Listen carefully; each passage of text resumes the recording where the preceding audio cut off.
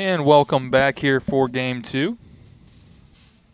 Kyle Hawkins alongside Greg Enders. again.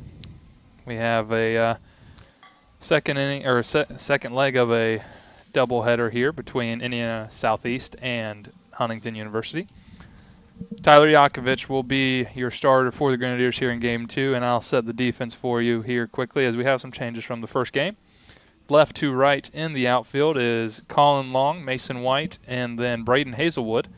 And then around the infield, we have Slater Shield at third base, Cody Putnam at short, Ethan Burdett at second, and Max Flock at first base. And your battery alongside Tyler Yakovich is Casey Brown. So that'll bring up the leadoff hitter here in Game 2 for the Foresters. It'll be Paco Polina, and I'll give you their lineup quickly.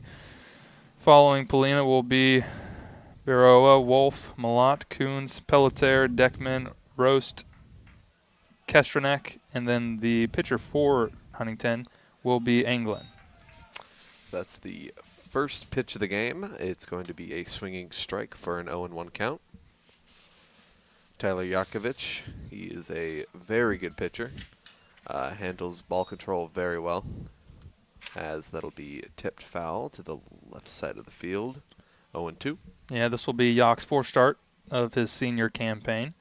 Off to a little bit of a rocky start. A couple of just big innings kind of ballooned some of his numbers early going. Ball in the dirt. That'll be 1-2. Yakovich, 6.91 ERA coming into this through 14 1/3 innings. He's allowed 16 runs, only 11 of them earned, however. Does have a 16-3 strikeout to walk ratio. That ball is high right field. It's going to be a tough play. And they drop the ball. That's just going to be a single.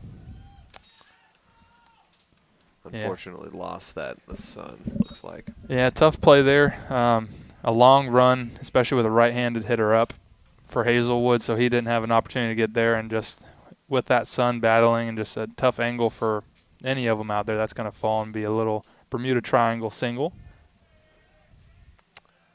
That'll bring up Biroa. First pitch is in there for a strike one. Yeah, good two-seam, and you're going to see a heavy dose of that when it comes to Tyler Yakovich. A lot of sinkers, arm side movement. That one a little more lateral than sinking than normal from him, but good pitch nonetheless. And it is down in the dirt. He lost the ball, so that'll be a stolen base.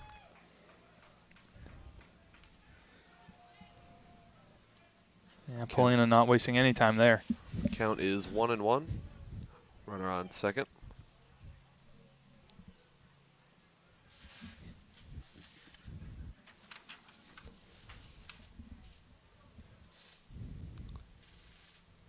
Even count 1-1. Another ball outside into the other batter's box. That will be a 2-1. And that one, just breaking ball, just ripped a little too hard there from Yakovich. Never really started in the zone, never had a chance. So pitch again, and that is going to be a high ball into the outfield, but making the catch. He's going to tag up for third, and he will be in there standing. Yeah, a good catch there from Mason White as that one just kept drifting, and with this wind just kind of kept pushing it back. So not the easiest of plays necessarily, but as you mentioned, Polina goes to third there, so there's going to be a runner at third with one away here, and that'll bring up the three-spot hitter, Wolf. Got to try to get a strikeout here, so that way there's no chance at a sac fly, but doesn't look like it's going to happen as that ball is going to drop, and that'll be a base hit, making it 1-0 Huntington. Very quick run in as opposed to the last game. And that's something as Malat steps in here, as we talked about in between games, Greg, sorry, my apologies, that, you know, the hardest thing to do after a lopsided game and a doubleheader is to come out and play the second game. So he's going to run for second. That's going to be a ball in the dirt. No chance at another throw. So that's going to be another stolen base. Yeah, their offense seems to have found a pretty quick groove early in this second game. Already leading the game, and somebody's back in scoring position with only one out. Yeah, Malott would like to extend things. Is that Outside again, 2-0. not commanding the zone early with that breaking ball is Jakovic. See if he's able to settle in. As we've seen actually quite a few breaking balls from him early. That's kind of uncharacteristic. Good pitch, but a little low, so that's going to make the count 3-0. I feel like that caught the inside of that bottom strike zone, but could have been just a little low. Here comes the 3-0 pitch from Jakovic. That's going to be in there for a strike. Good pitch right there. Yeah, the first inning has been a little bit of a struggle for Jak this year so far. Similar situation brewing here. See if he's able to settle in and limit the damage. That's ball 4. That's going to be a walk, so there's a runner on first and second. Only one out.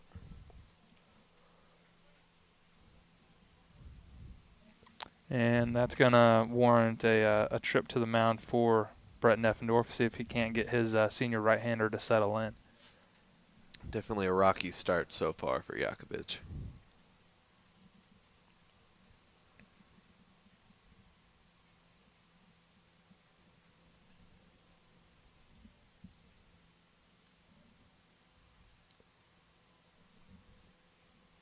And that'll do it for the mound visit. See if the wise words from the skipper can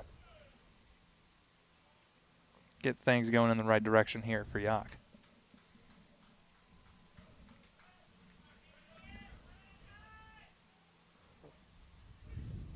0-0 count. Only one out. Pitch is in there for a strike 1. Very good pitch right there. Got that inside corner.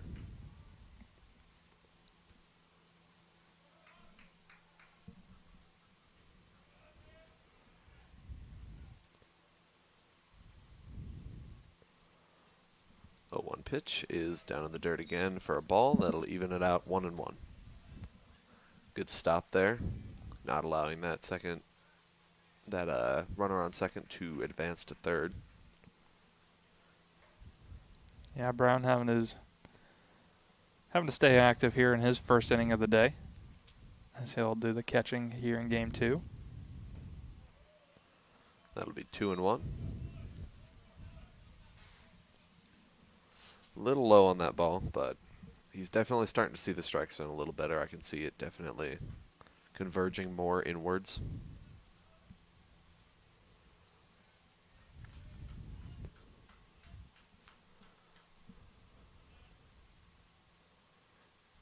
Here comes a 2.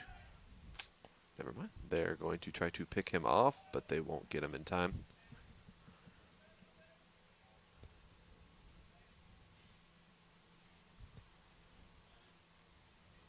Count is 2-1, 1 out.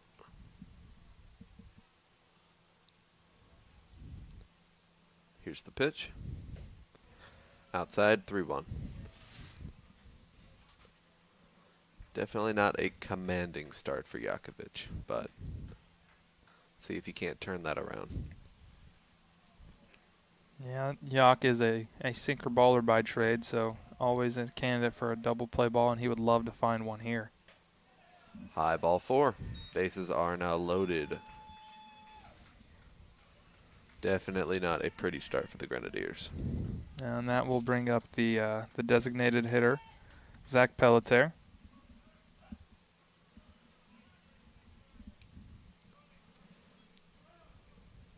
And looks like we're going to have a courtesy runner, same as in the game 1. And that'll be, I believe it was number 37, Parker Richards.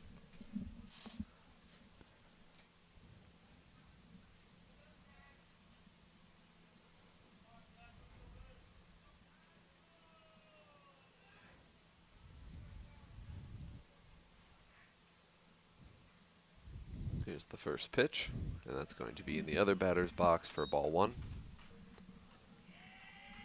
And again, a lot of breaking balls from Yakovich early, which is very uncharacteristic of him. So not seeing too many heaters anymore. Second pitch is outside ball two. And he is just struggling to find the zone right now. But sometimes all it takes is one pitch, especially here with one away and double play in order. So Yak's definitely looking for a ground ball. There's a strike, perfect right in the middle of the zone. Count is 2-1. Bases are loaded. Huntington already leading 1-0.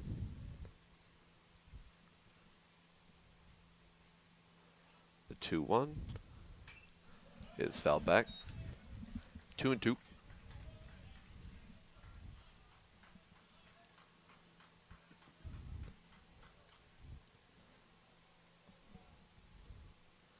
See if Yakovich can limit the damage this inning. See if he can get a nice double play or a strikeout. Strikeout it is. And that's the shade of Yak that you'd like to see. That's a sinker just bearing in almost back foot to a right-hander. Very good hit right there. Or very good pitch. And that'll bring up the center fielder in game 2 for Huntington, Bryce Deckman. 2 outs already. Hopefully we can get a quick third out here and get our offense going again. First pitch is fouled. 0-1 count.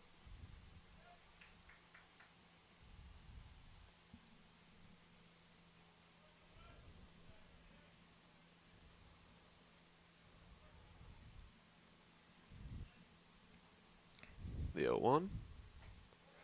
It's inside for a ball. That'll be 1-1 even count. And a good miss there from Yak is just on the inside. Very close.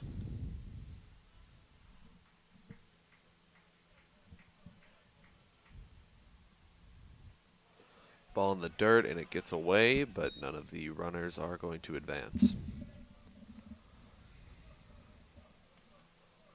Brown able to scramble over to it. Very good. Leave the runners where they're at. Very good reaction time from Brown, making sure that the ball doesn't get too far away to allow another run to come in. 2-1 is fouled, out of play, so that will be 2-2. And this could be just a situation of, Huntington is a team that the Grenadiers do play every year before conference gets going, and maybe they're just trying to flip the script on the scouting report for Yak. And as is that a one good strikeout. Yeah, that's his go-to there, that little two-seam sinker. So good job there from Yak to battle back, because that was a tough first inning, but limiting the damage to 1 run, I think, is a win if you're Tyler Yakovich. So we'll head to the bottom half here. Huntington has an early lead, 1-0.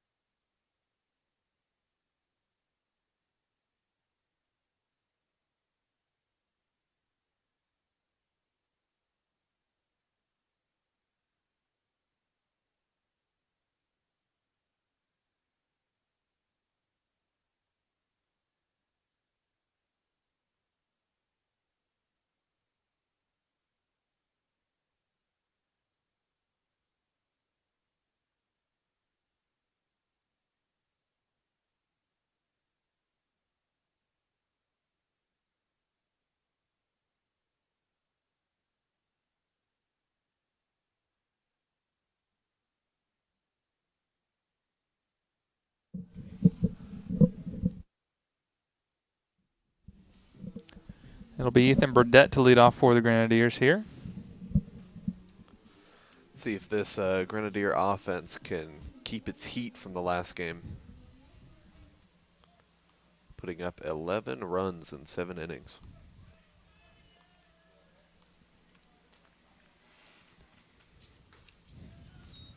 There's a ball. So I'll set the Huntington defense for you. Left to right in the outfield is Roast, Deckman, Polina. And then across your infield is Wolf, Kostranek, Baroa, Malat. And then, of course, your battery is going to be Coons catching again here in Game 2. And the starter for Huntington is Anglin.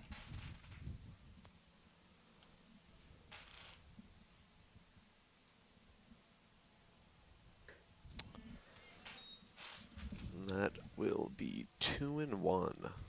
R.J. Anglin in his 3rd start of the year comes in boasting a 2.61 ERA across 10 innings. 11 strikeouts to 6 walks.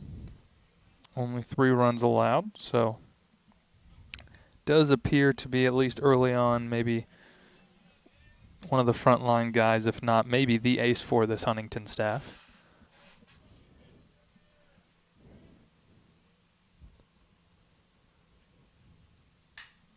There's a small tapper over to short. He will throw over just in time to get the first out.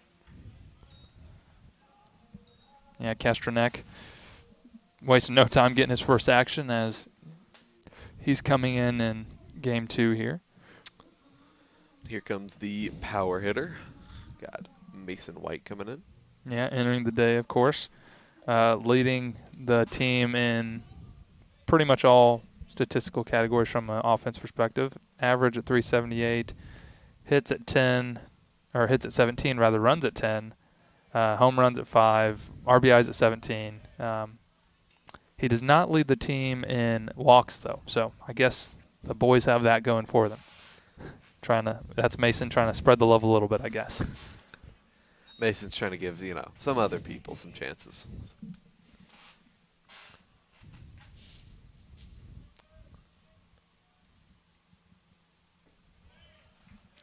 England doing a good job of working quick here.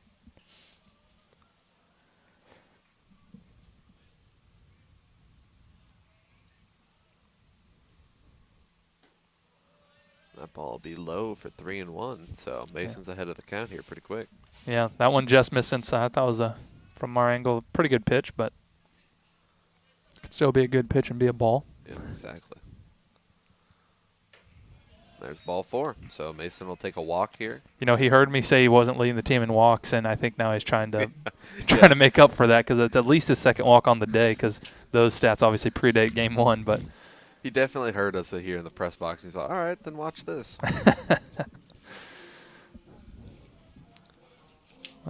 Luke Powell doing the designated hitting here in Game 2.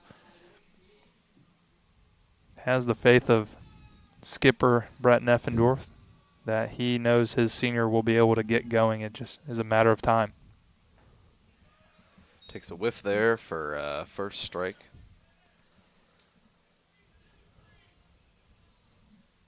As Powell and White get the sign from the dugout, we'll see if there is any action on or if it's just a dummy sign.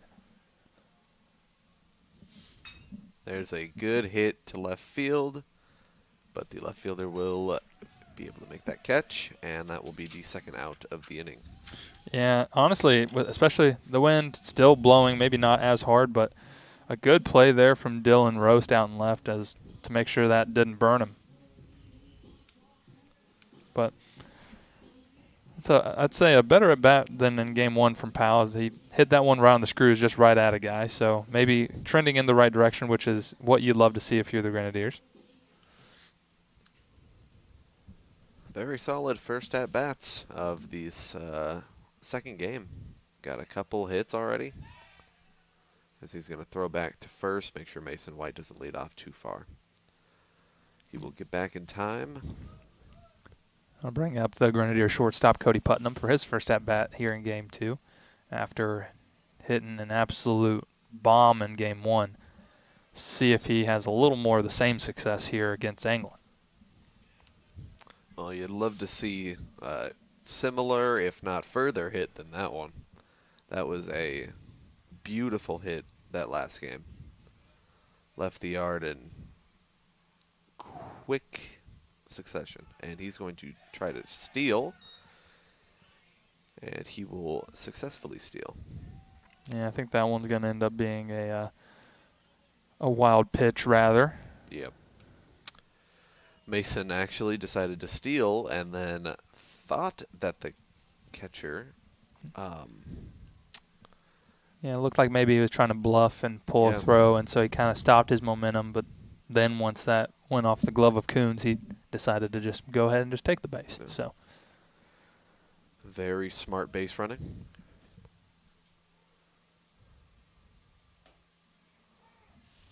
That's a strike in there. Make the count 2-1.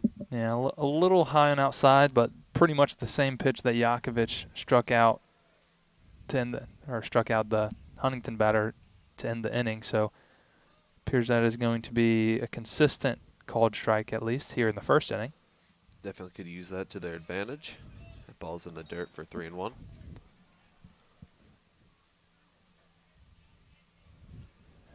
Yeah, a wide open right side there for Putnam. So I think if he gets anything, especially here, if he gets anything in that right side of the plate, could see him just throw that into the opposite field.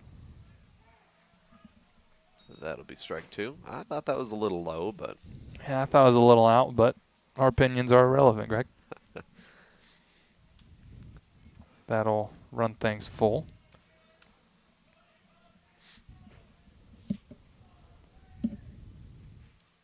Here comes the payoff pitch. Inside, ball 4. So that will have a runner on second and first. Mason White on second and Cody Putnam on first. And now we have number 13, third baseman, Max Flock.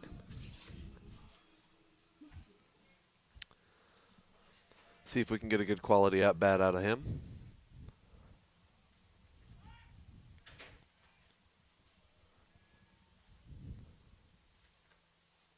First pitch swung on, but that will go foul.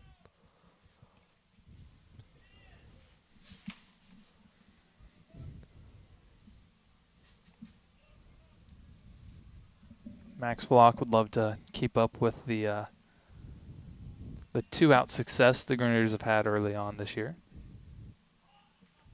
See if they're able to answer right back.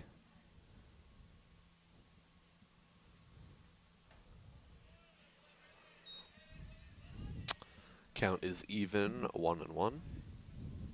You'd definitely like to see a steal here by Mason White. See if he can get to that third base without having to worry too much about running all the way if it gets hit.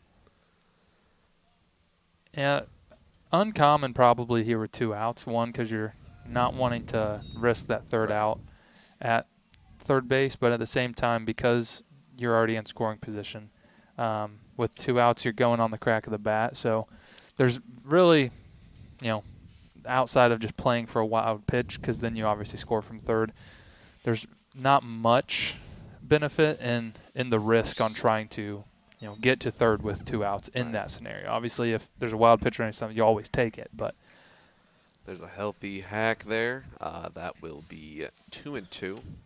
Swing and a miss, unfortunately. Even count here, 2 outs, 2-2, 2 on base. Swing and a miss. And that will do it for the first inning of our offense. No scores. And we will be right back at the top of the second.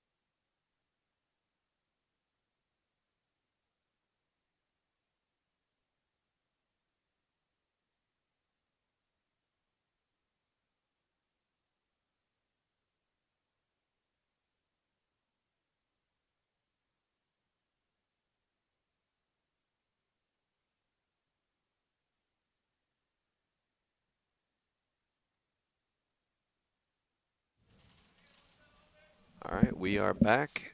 Top of the second inning. Score is 1-0 Huntington. They will come up with their number 17. Dylan Roast. We'll see if Yakovich can get back into a groove and see if he can get a good inning going here.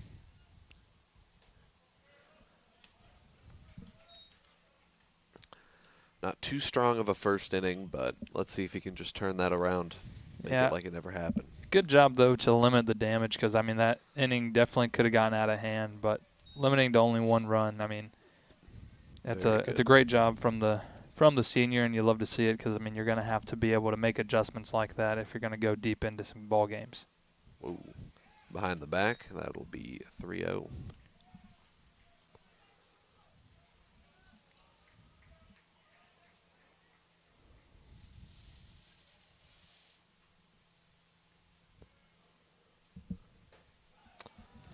And that will be a 4-pitch walk to start off the inning.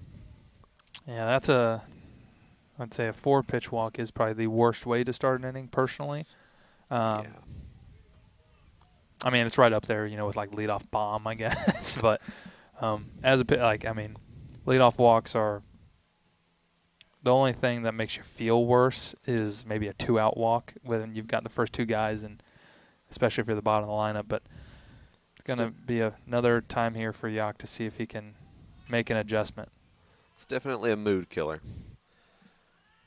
And that ball will get away, but Ethan Burdett will grab it before it goes too far, so the runners do not advance too far, but there is now one on first and second. No outs so far. And that turns the lineup over back to the top for Paco Polina.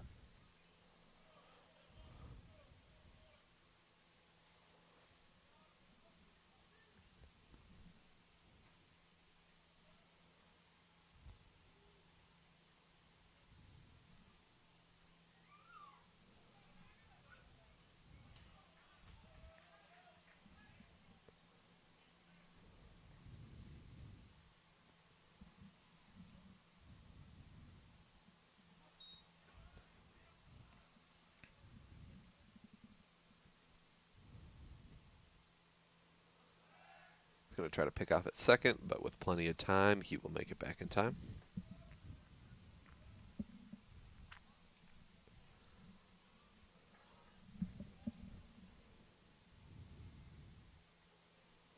It'll be interesting to see how Brett Neffendorf manages his staff here, because obviously in a 7-inning game, it gets late quick, right?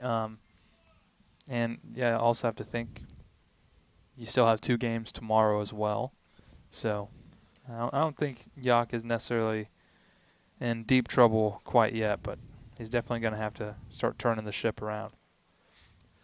Yep, definitely going to need a good rest day. And that ball is going to be bunted. And a good snag there from Burdett, as that is not a tough play. But he just kind of snared that from going down the first base line. Wow. That will be the first out of the inning. Definitely a great snag. I'm not even sure how he got that. That looked off. I have no idea. But a sack bunt nonetheless there for Polina. He almost had himself a bunt base hit. Yeah. That ball is hit foul. Yeah, good breaking ball there. Just kind of had Baroa out in front and off the end of his bat. A little worrisome. That looked a little bit like it was heading to the line, but we're still kicking.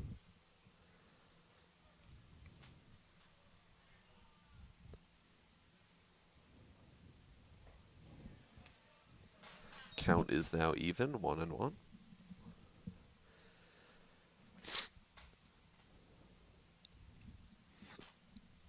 Definitely a lot better start for Huntington today, or this game.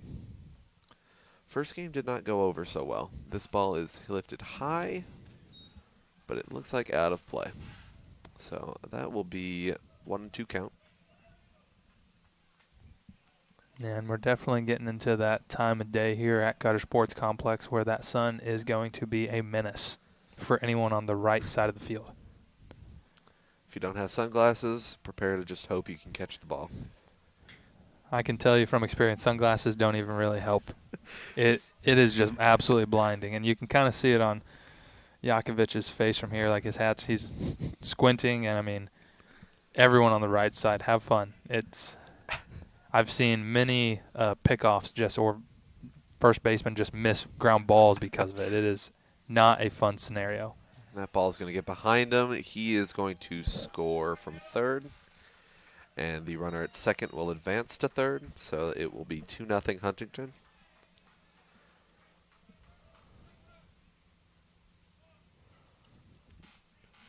Not a pretty pitch there. Got behind the catcher and rolled over to the wall. Brown didn't really even have a chance on that one. That one bounced in the left-handed batter's box.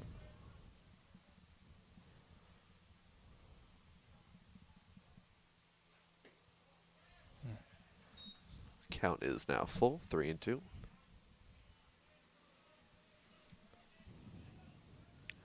Looking for a clean strikeout here for Jakovic.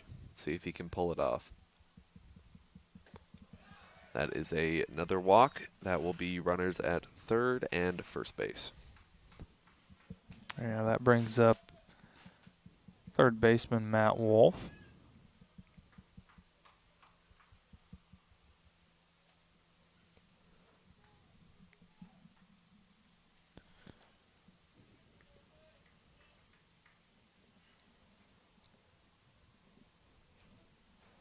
There's one out, so looking for either a strikeout or maybe a double play ball here. And look to see if, and Jakovic is on the same wavelength as me. As I was about to say, look to see if Baroa, is going to be off running. So he's clapping over there, trying to draw the attention his way.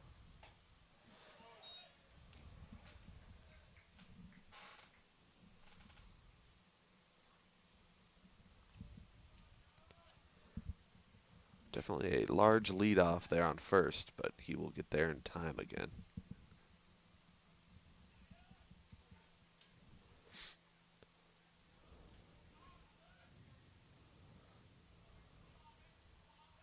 Oh, caught him leaning, but still able to get back.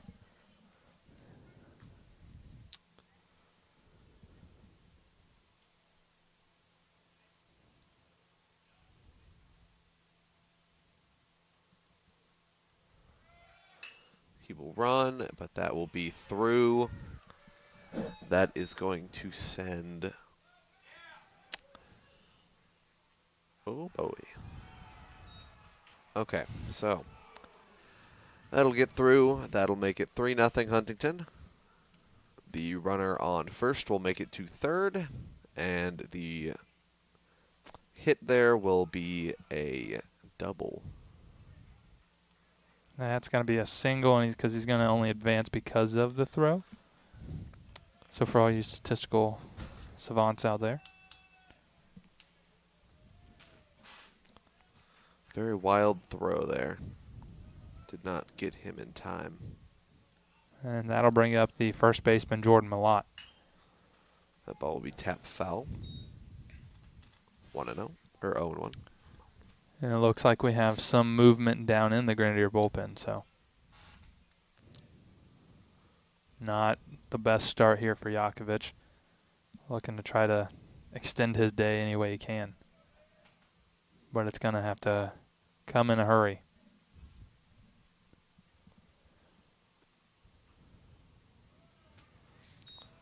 Even count, 1-1.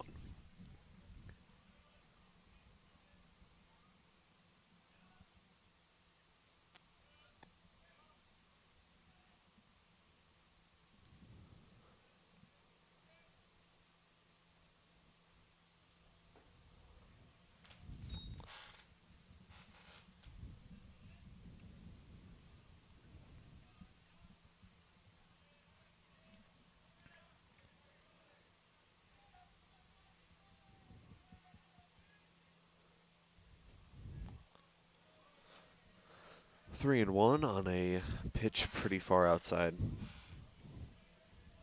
And this is one of the things that the Grenadiers have struggled with early on is just staying locked in for the entire day. They've had some really good showings in game ones of doubleheaders so far, and they've played a lot of doubleheaders this year. You know, that's part of, early season. But have yet to find a day where they've been able to sweep the day, and they're going to have to definitely persevere a little bit here in game two and, stay locked in as a group. And it's going to have to start here with Tyler Yakovich. That's going to be another walk. The bases are going to be loaded.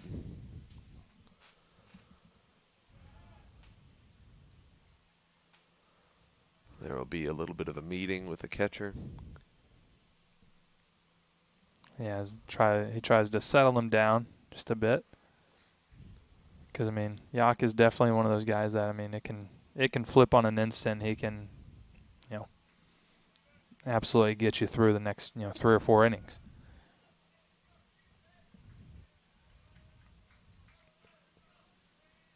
So that brings up catcher for the Foresters, Sebastian Coons.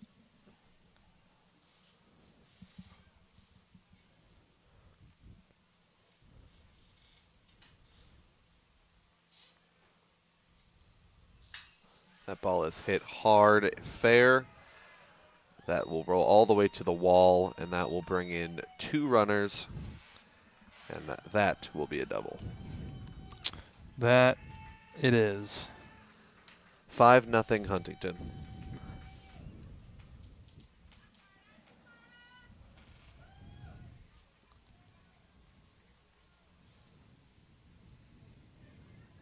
And here comes Brett Neffendorf, and we'll see what he decides to do. So one way or another, we'll be back after a brief moment.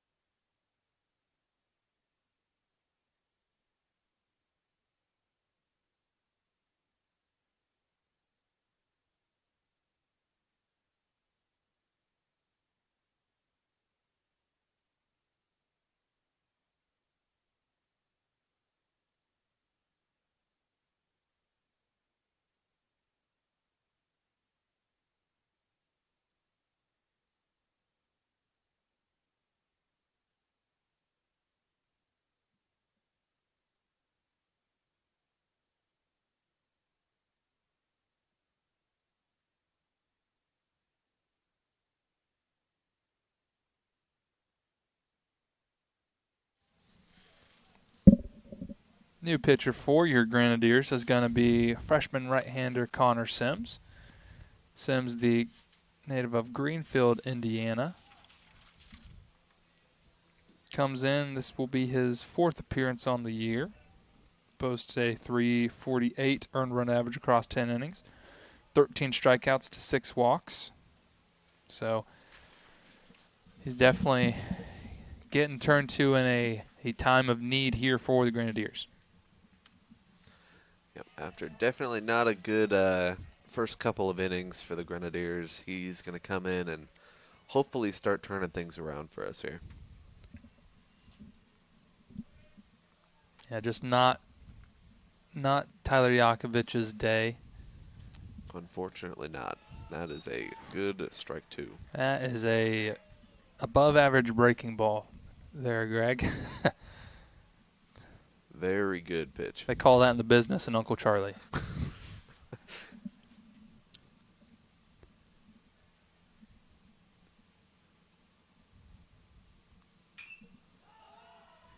Hit high up. Sun is definitely going to make this a little hard, but he will make the catch anyway.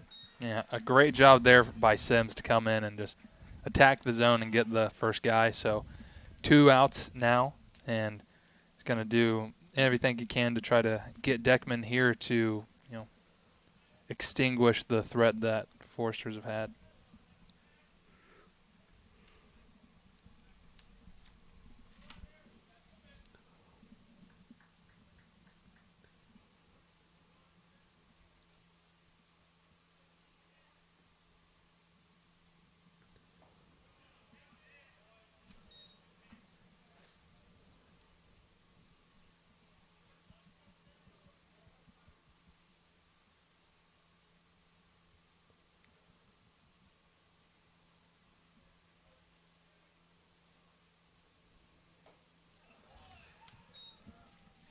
Good pitch there from Sims to get Deckman swinging.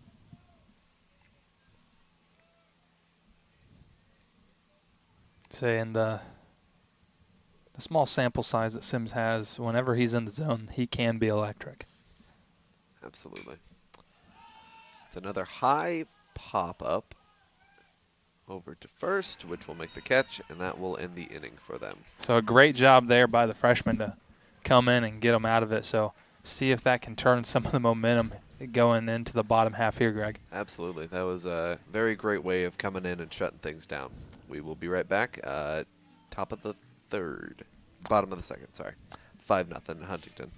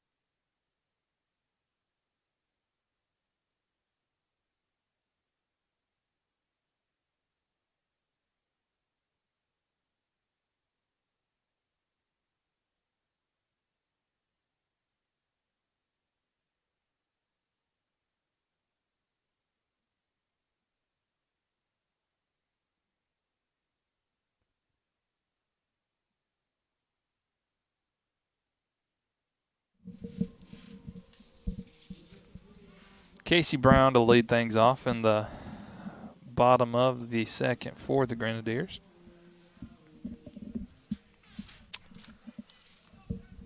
Brown comes in today, hitting a even .300 and 10 plate appearances, or at-bats, rather.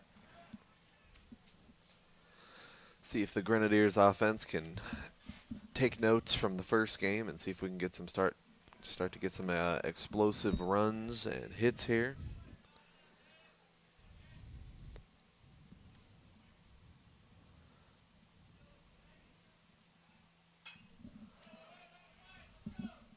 So England working quick and attacking the zone. So See if Brown's able to battle here.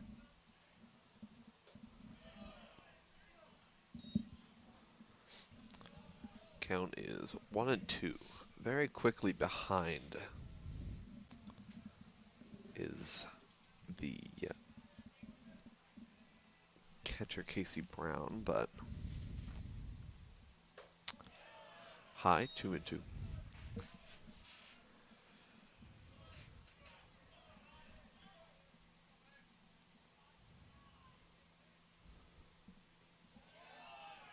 Good job here from Brown to battle back in the count and run things full. Very good eye.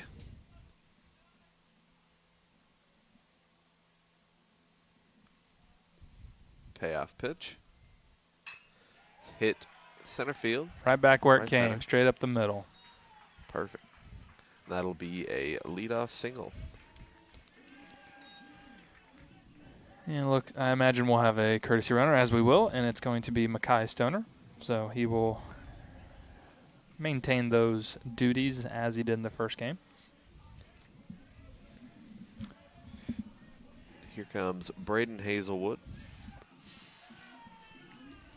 Hazy off to a slow start to his senior campaign, batting only a .03 and 29 plate appearances. Does have a homer and 5 RBIs to his credit. Just looking to settle in and find his groove because the Grenadiers are going to need him to right the ship a little bit and get things going.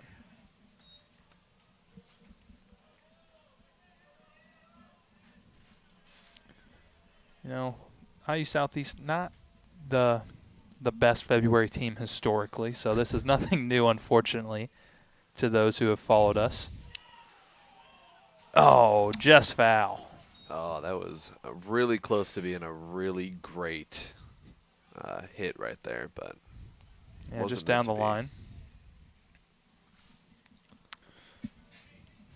But I think I was having a conversation with former head coach Ben Reel, and he actually said, you know, he's not too worried just because the only year we ever started under his tenure over 500 in the month of February was the 2020 COVID shortened season where the Grenadiers started 20-1. So, you know, maybe all is right in the world again with us struggling a little bit early season as you know, conference play starts this upcoming week, and see if things don't get going in the right direction for the Grenadiers. Well, let's hope, because you'd always like to see them, you know, hit the playoffs and see how well these, you know, newer freshman players would handle that kind of pressure. Yeah, I mean, there's a lot of new guys in general, as a good jump there from Makai is going to allow him to scoot on in there with a stolen base. But I mean, there's quite a few even veteran transfers that we have. You know, Hazelwood up right now, one of the everyday players from last year, but you know, a lot of new faces on this Grenadier team. So, like you said, Greg, there's a lot of opportunity to see how they're going to handle these situations that they've never been in before, at least in a Grenadier uniform.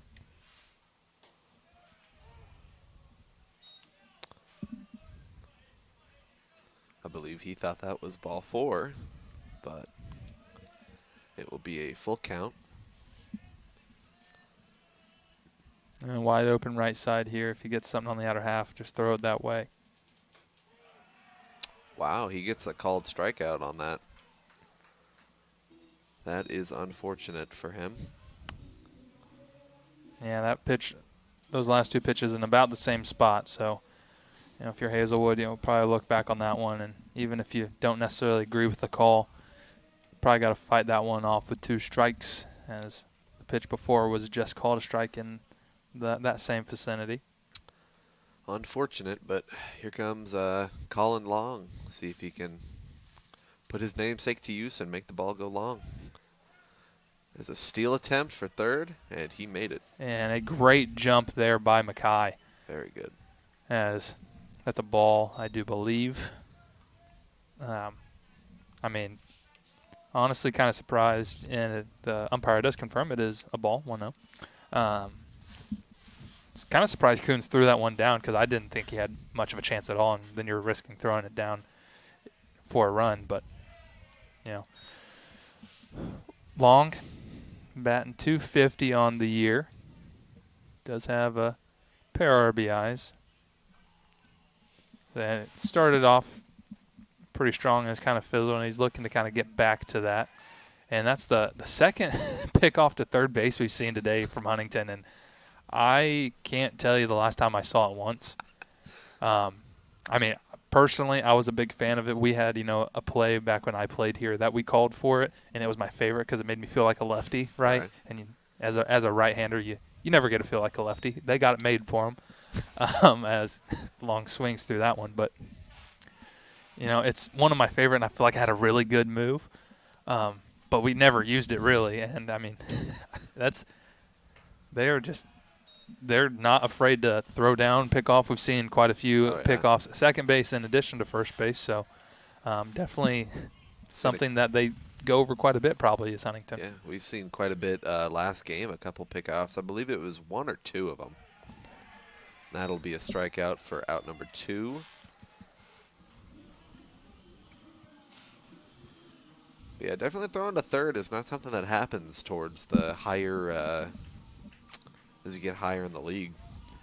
Yeah, it's I mean, you do have a speed threat in Stoner, so and you're always trying to find the outs any way you can, but I guess that's just how they're going to go about it. Unsuccessful twice, but hey, kudos to them for trying it more than once. Yeah. Anytime you might catch them off guard. That'll bring up Slater Shield.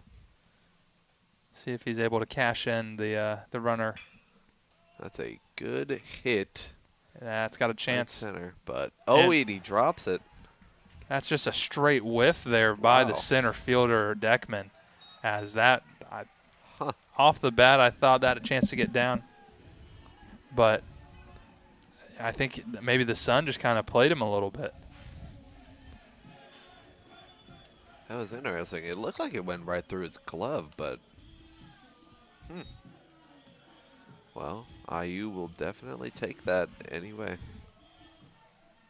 And that'll turn things over for the Grenadiers as we return to the top of the lineup and second baseman Ethan Burdett.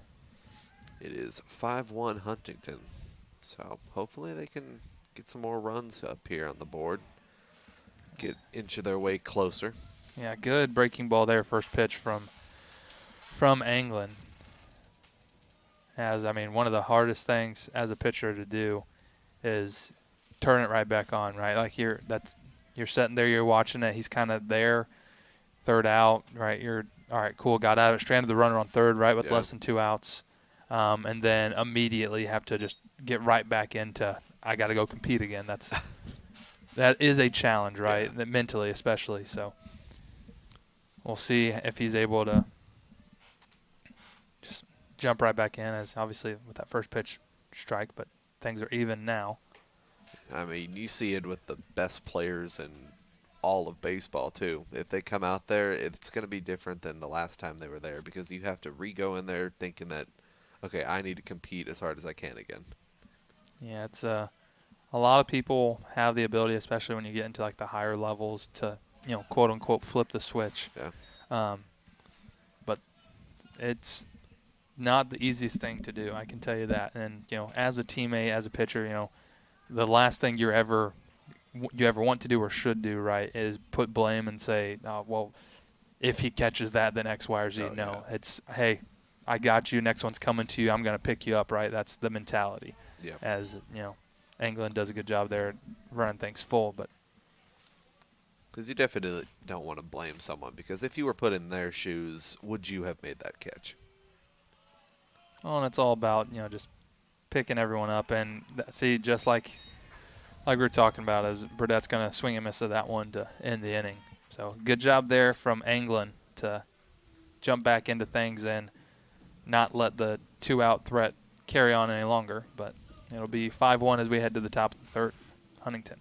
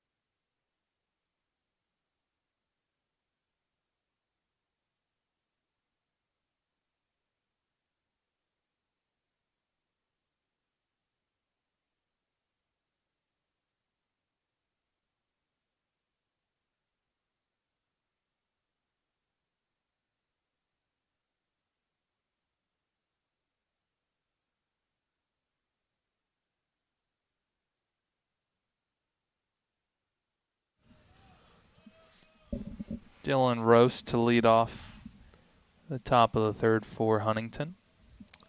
See if Connor Sims can come back out here and get a good clean inning. No extra runs allowed.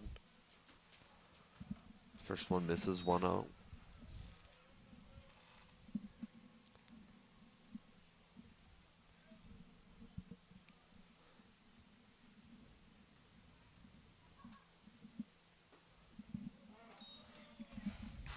Good strike in there.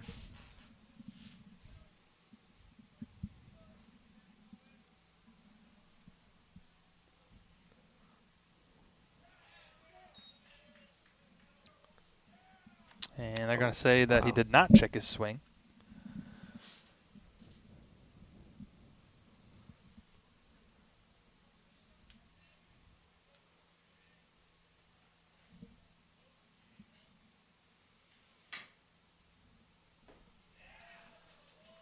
Strike three. That was a very good pitch in there to make him swing and miss.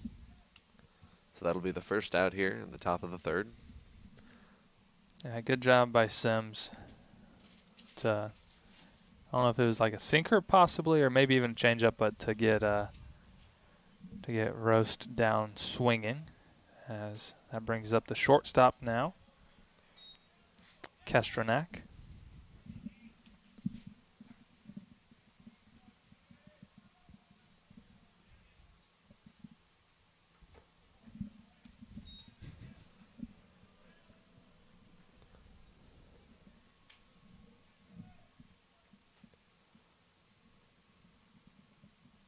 Sims falling behind here 2-0. Oh, that one almost caught him. Wow, I actually thought that did catch him. Wow, that was really close. Very good snag by Logan.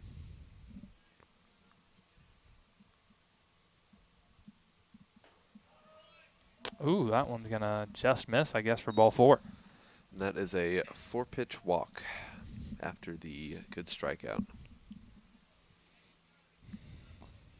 Yeah, 4-pitch walk to the 9-hole is one of those cardinal sins as a pitcher, because now then you turn it off, or turn it over rather, to the top of the lineup, as Paco Polina will bat here with one away, and Kestranak on first, who appears to probably be somewhat speedy. Not too many shortstops aren't.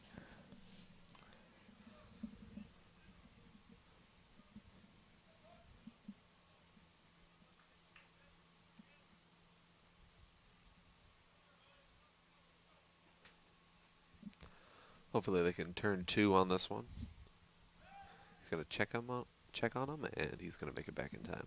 Yeah, and like I said earlier, I mean, you got to be kind of careful on even pickoff moves over to first base right now, because, I mean, it is tough to see. Absolutely. And as you said about turn two, I mean, with both plus runners here, it's going to have to be a very quick turn, but they're going to get an opportunity. Right here. And beautiful. And he got back down. Great job there by Sims to get the double play ball, and a good job by the middle infielders to get that turn quick, because those are some plus runners. So nothing doing after the one-out walk, so we will head to the bottom half. Grenadiers still trail by 4.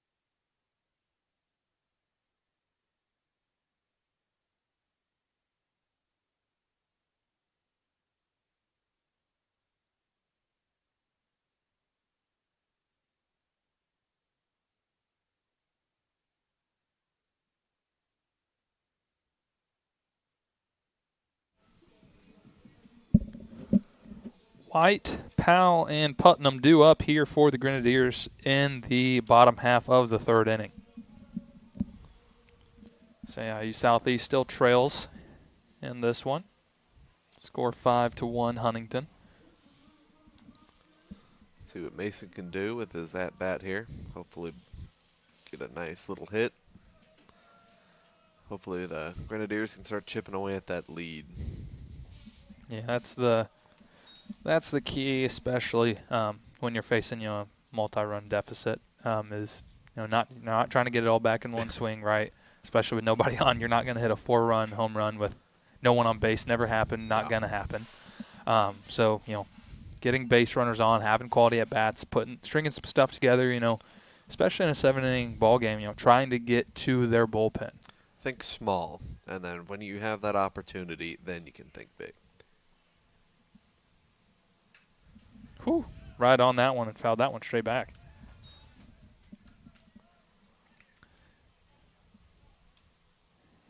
And I mean, with the power that the Grenadiers lineup has, the home run ball is always in play, Absolutely, right? But yeah. we're trying to hit balls hard, put a good barrel on it, and just have quality at bats.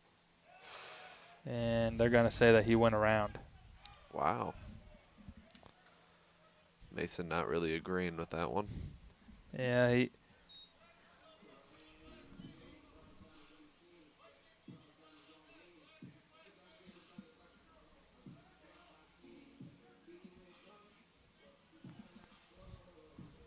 that'll bring up Luke Powell now.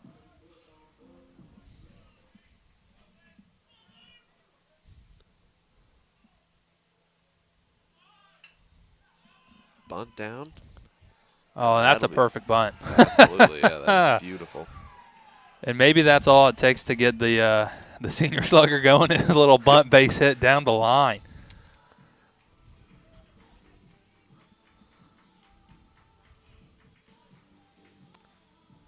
If you don't got faith, bunt it, and that'll work.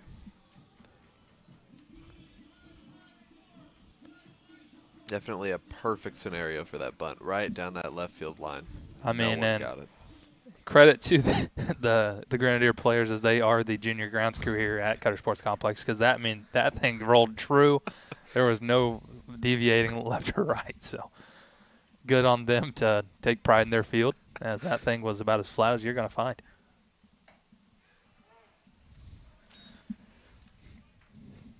So Cody Putnam is going to step in here and watch strike one.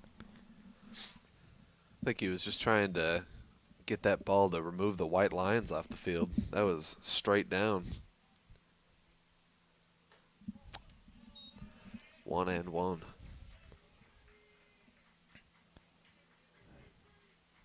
Yeah, Powell just, sometimes all it takes is, one thing to go your way, right? When so many things have not been bouncing his way early on, that we'll see how things go for him, because I've seen it happen more than once where it just takes one little thing. Yeah.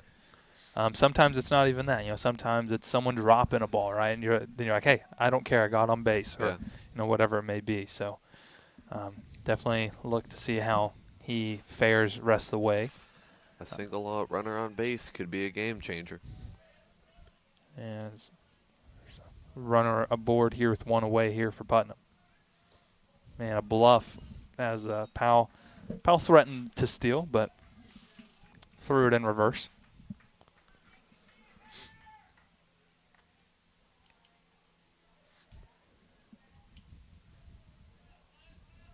It's turning into albeit still breezy, a beautiful Sunday afternoon. Back in time. Sun shining, and now not even a cloud in sight. So as overcast and cloudy as it was earlier, that has all dissipated.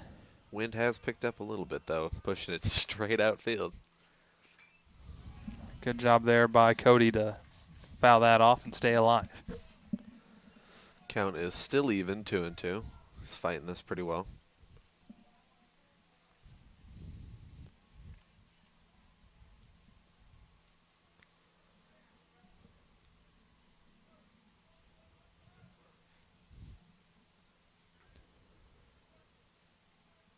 Anglin waits and has his sign now.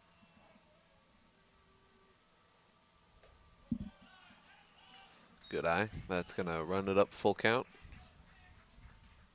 I hear another fire truck, and I'm hoping it's not our doing this time. We aren't cooking any more hot dogs, are we? I don't believe so, and we would definitely hear the alarm if it went off. So, yeah, good at bat here from Putnam, as that's now 7 pitches, so the 8th upcoming.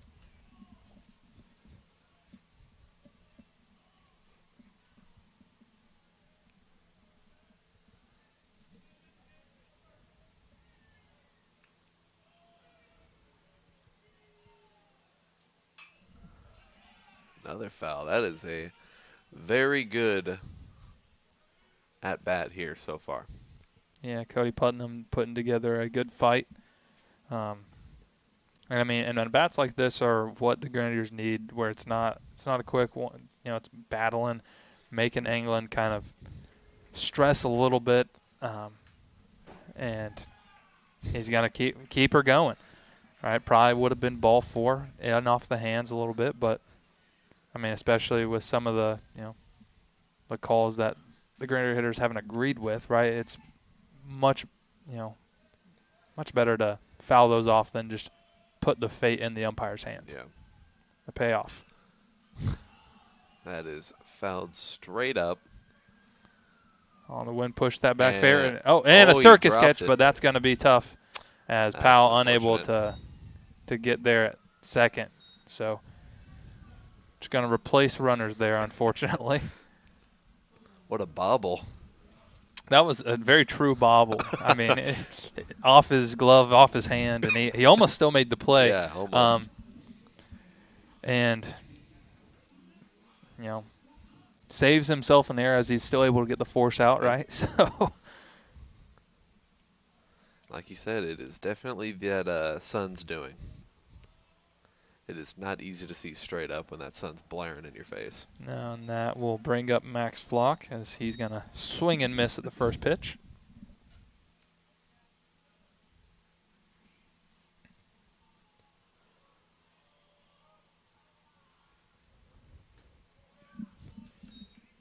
One and one. I think the sirens have gone by the wayside here. So I think We're in the clear. and off goes Putnam. Ooh. And an errant throw will allow him in there safely. So the risk pays off for the Grenadiers as now they have a runner in scoring position here with 2 away. Now we're just hoping we can capitalize on that and bring them home. 2-out magic. See if we could stay alive. 2 and 1.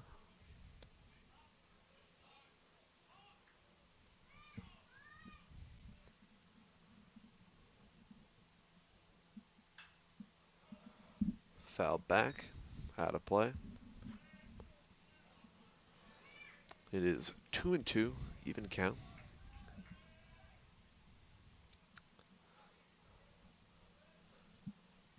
Definitely seeing the ball, making contact with it, just not making enough contact to where it'll go out instead of back.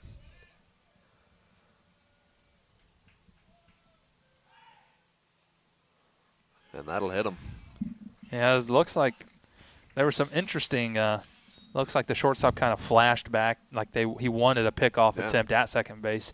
Putnam even went back a little bit, and I think that maybe caught the pitcher off guard as he was planning on going home, and then the errant pitch is going to obviously catch Max Flock, and I think it was like the calf. That couldn't feel good as he's taking a stroll down the first baseline, and he's going to be all right, it appears, but probably just shaking that off as it did not feel too good. They had frame out to have a conversation, which in this situation I imagine is probably to discuss what had happened, and I don't think I've ever seen a pitcher get jump scared by their own defense, but hey, I guess you see something new every day. Especially not to balk, because that's usually the thing that you run the risk of in those situations is where his mind's made up, hey, I'm going to go home, and he sees it, and he like flinches and balks, right? And maybe none of that is exactly what happened. And maybe he said, I saw it, I didn't care, I was throwing the pitch anyway, and then he just pulled it, right? But conversation over, right? So runners on first and second here with 2 away for the catcher, Casey Brown.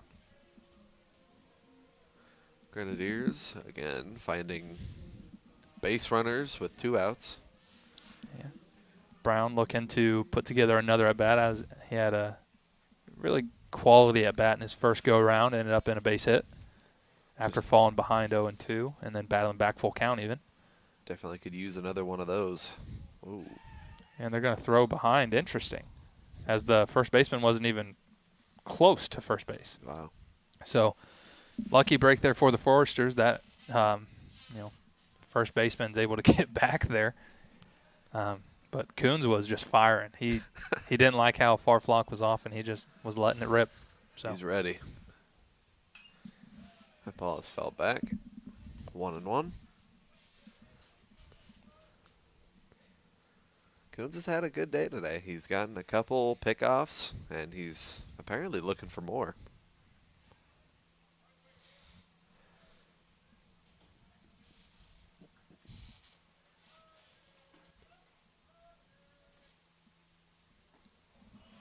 good breaking ball there, but unable to catch the zone.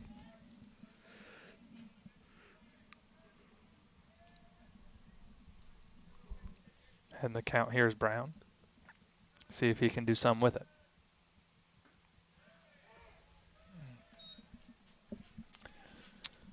Didn't love it, I'll be honest. A little low, but that's all right. But that's why I don't umpire. Because I couldn't do it from back here. No. So 2-2 now to Brown. Swing and a miss, and that will be end of the inning. Unfortunate, but got some good base running on that one. Hopefully we can start making a turnaround. We will be back at the top of the fourth. It is 5-1 Huntington.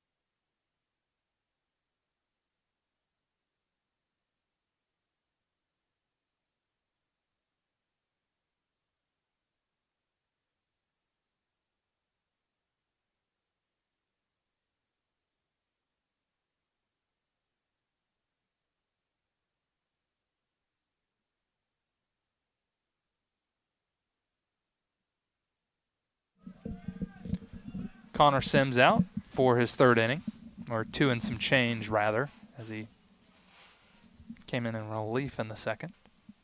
Third inning he's appeared in, you know. We'll get there. We'll get there one way or another, Greg. As Baroa is going to lead off for the Foresters.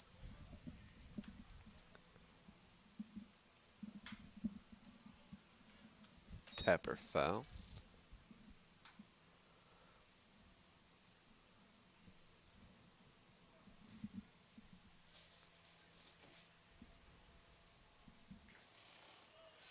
And a good off-speed offering there as he had Baroa way out in front.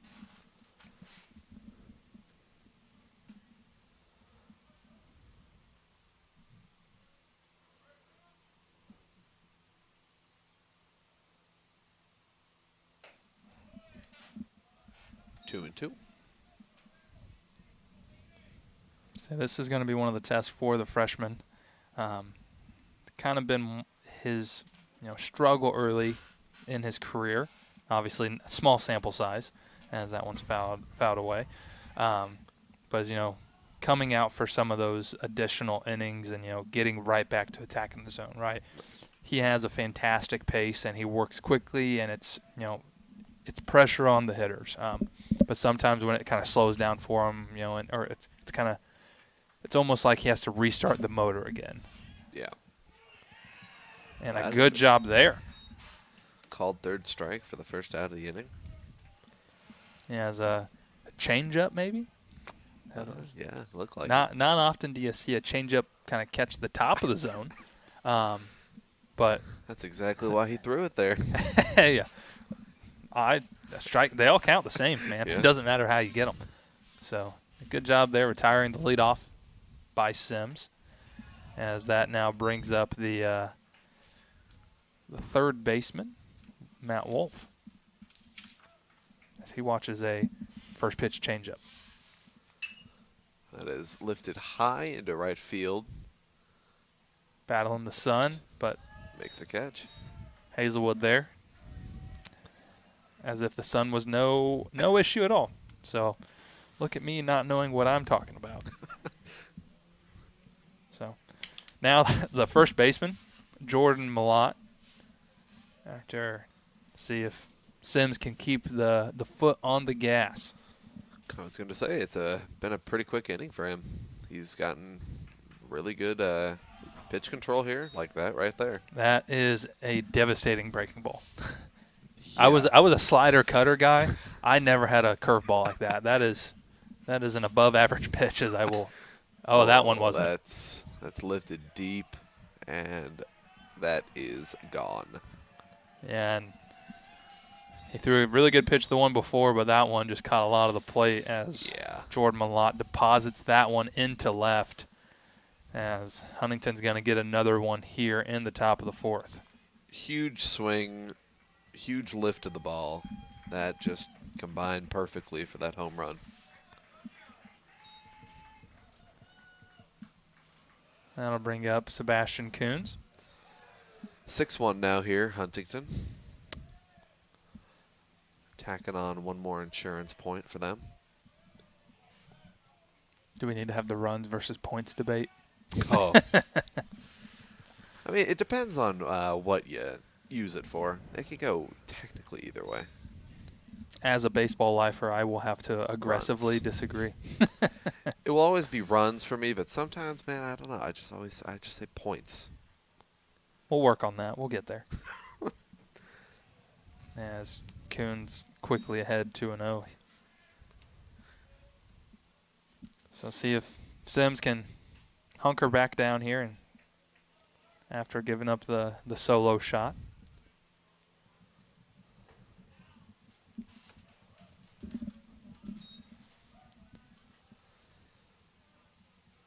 Might be a little startled after that home run, so not really wanting to find the zone and have it happen again. So that is a 4-pitch walk.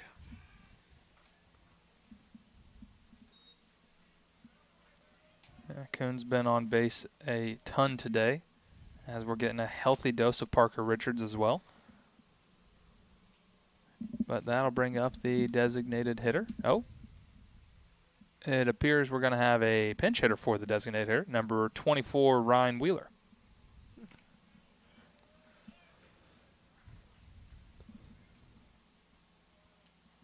Well, you love to see the variety of hitters. Ryan was the DH in Game 1. Looking to see if he's able to have some success here. Is Thad Freeman the Foresters. First pitch going to be a breaking ball, though. That's not going to hit the zone. No action, or movement, rather, down in the Grenadier bullpen, so this looks like it's going to be Sims wiggling out of this. Swing and a miss. Even count, 1-1. Yeah, that was a big pitch there to get back in the zone. After a 4-pitch walk, you start off the next hitter with a ball. That's 5 straight, right? It's hard to get back into it, right? So that was a good pitch there to not give him a cookie as well and kind of get back going. So 2-1.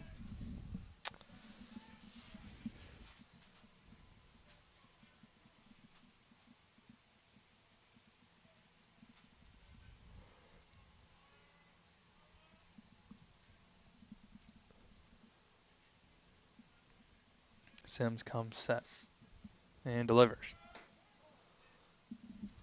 3-1. And this is it's a big spot for the freshman, right? Because no one ready in the bullpen, so gonna have to find a way to get back on attack mode. Got to fight this one alone. That's going to be another walk. So unfortunate, but it is 2 outs. Catcher is going to go in there, talk with them. And that brings up the center fielder, Deckman.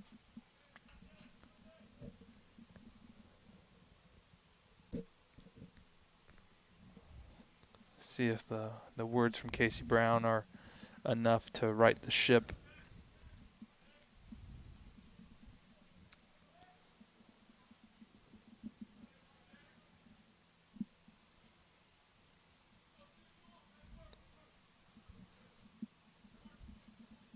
And after some words of encouragement, he's throwing 100 miles an hour. You'd love to see it.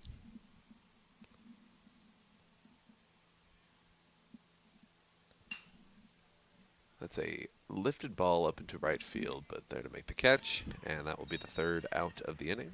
Great job there by Sims to, obviously the 2 walks, you don't love to have them, but to not just let it unravel. Yeah. A good job there to just attack the next guy, and it's what happens when you're in the zone. They get themselves out a lot, right? Hitting is hard.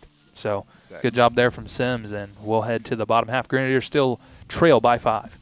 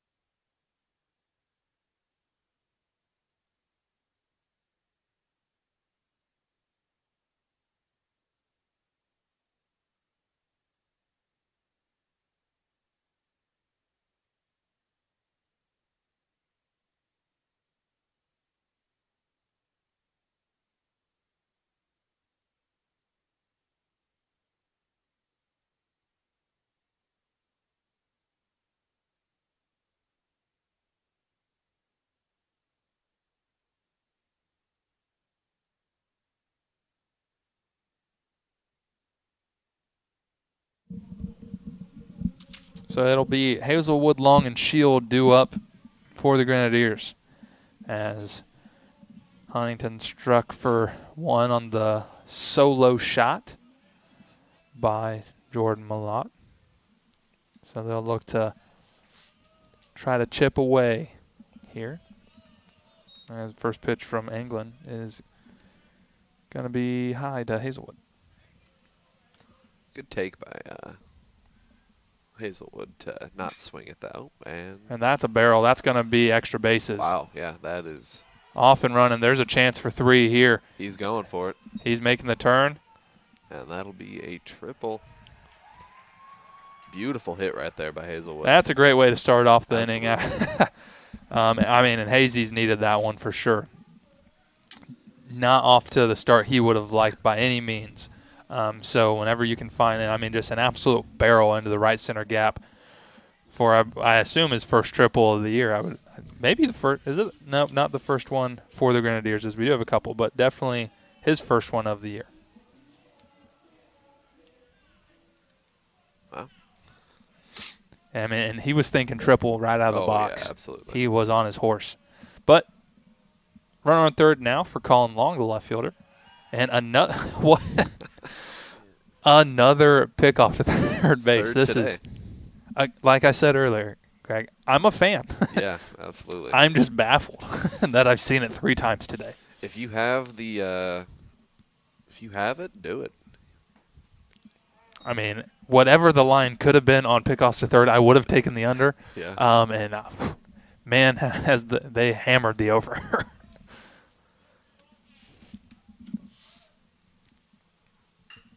That's a good shot straight up middle. That'll bring in a run. And a great piece of hitting there by Long as just gets his hands inside and rips that back up the middle. Back-to-back hitters trying to get things going in the right direction for themselves, and both do just that. As now that'll bring up Shield with nobody out. One already in here.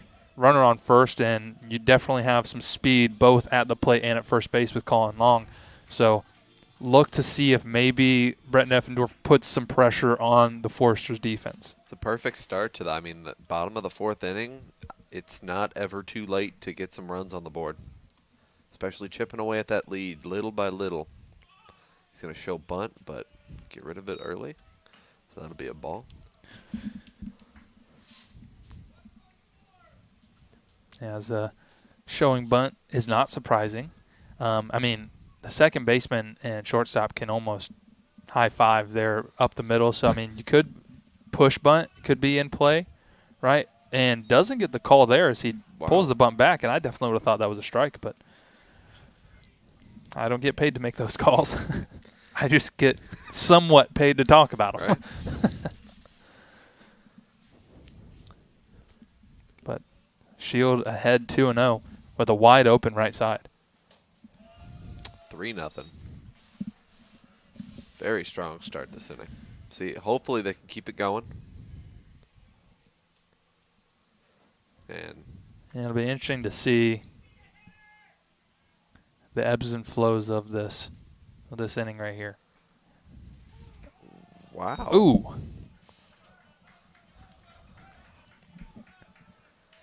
That one. He flipped the bat already. He was ready to get walking, and no. You can't win them all, right? Guess not, yeah. Now from this angle, I can't tell you if it was low or not. I would have thought, but I couldn't tell you for sure. And that one, I'll give him that one. So That one's good. a good job there by England to kind of battle back and run things full. See if Shield can extend this at bat or find his way on.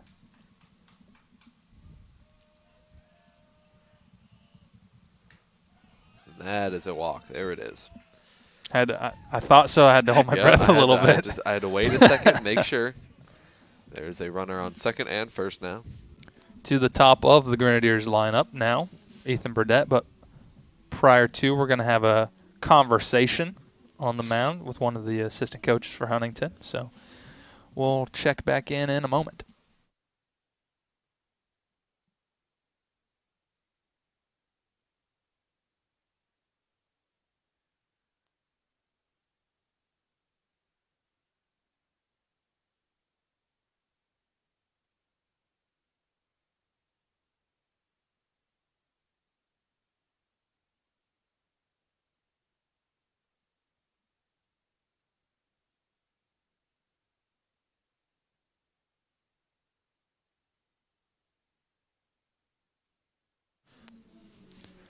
So the conversation between the coaching staff and the Forester infield is complete. So that will, like I mentioned, bring up Ethan Burdett. Nobody out. Couple ducks on the pond for the top of the Grenadier order.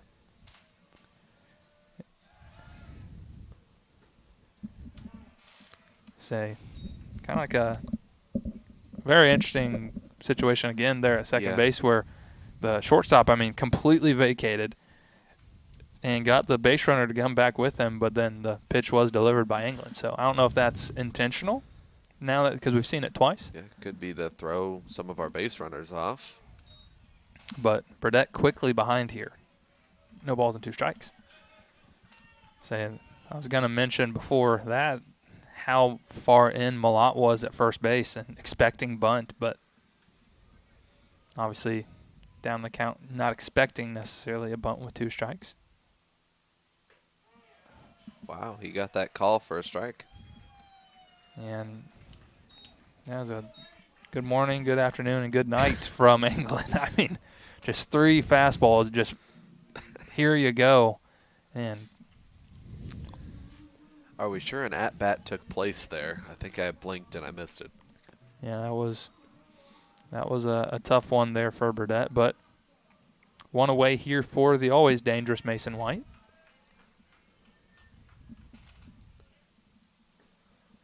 Good breaking ball there. That was a good pitch. Not a whole lot you can do on that.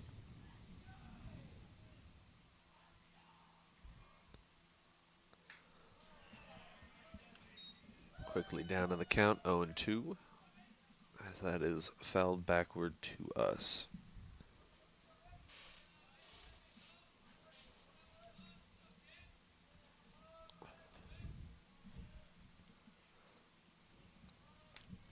A big pitch here for England. And a good battle there by White. That's another good breaking ball from England there. Looks like it tipped off Mason again. See, there's some action down in the Foresters bullpen. Jonathan Baker, number 38. And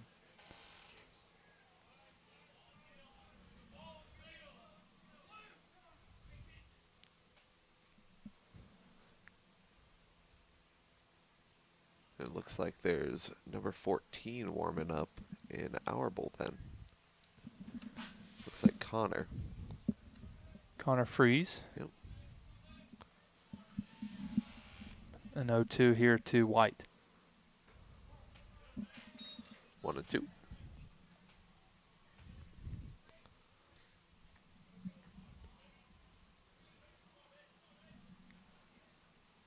So it's a big spot here for the Grenadiers as they're trying to cut into the lead, right? They've got the one back that was scored in the top half, but you definitely are looking for more. Tapper foul. Staying alive. A good job there for Mason as that was a great pitch there from England and just able to get a piece of that foul.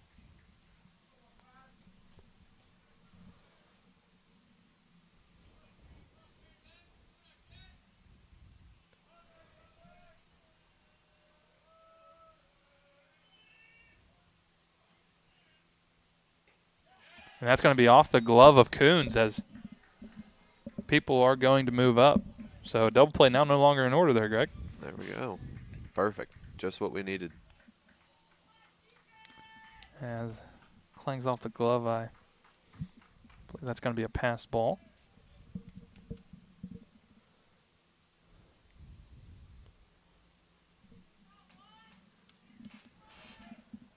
Count remains 2-2, or goes to 2-2 rather.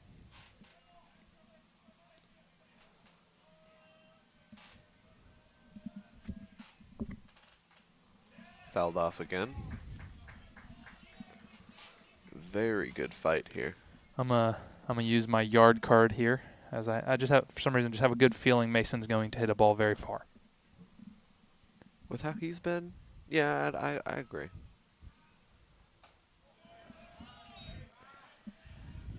And it's full.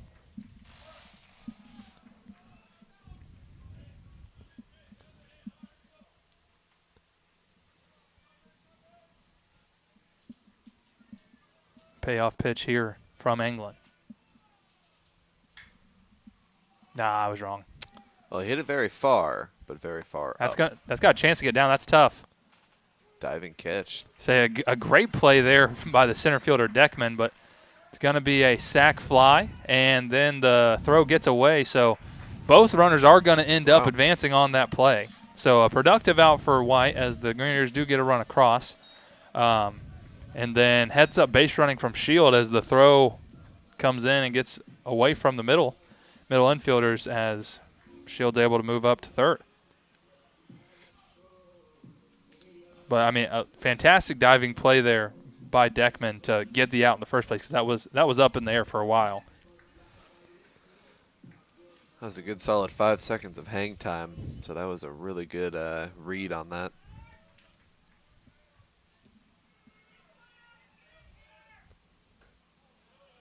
So it is 6-3 Huntington. Grenadiers slowly coming back into the game.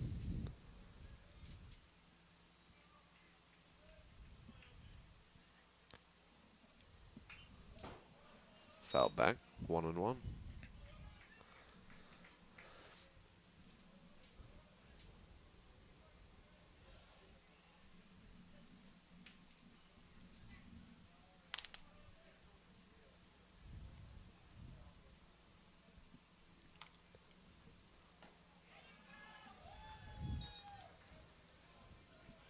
Good swing, but missed it just by a little bit. 1-2. Yeah, and there's a lot of open space in the 6-hole for Powell. As you see what he does here with 2 strikes and 2 outs. Foul back again.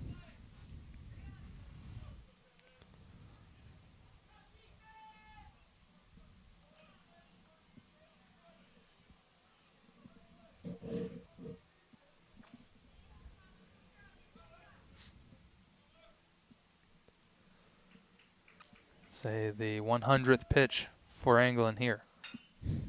Tapper over to second, and that will end the inning. Got 2 across. So it is now 6-3 Huntington. We'll be back for the top of the 5th.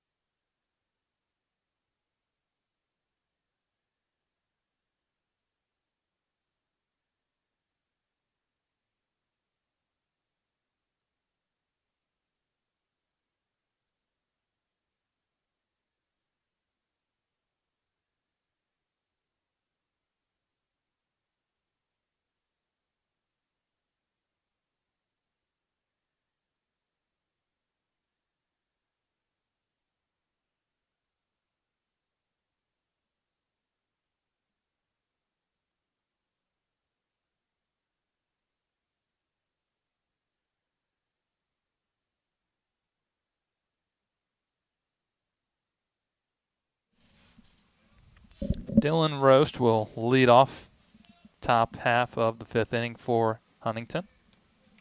As Connor Sims is back out. Is action in both bullpens. Does appear to be, like you said earlier, Greg, Connor Freeze for IU Southeast. Not quite sure how I seen that number all the way out there, as I am blind as a bat, but hey, sometimes, you know, a blind squirrel can be right twice a day.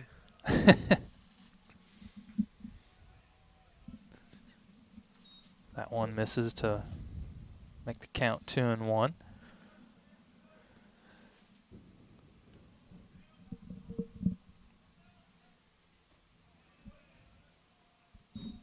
That one's going to miss low.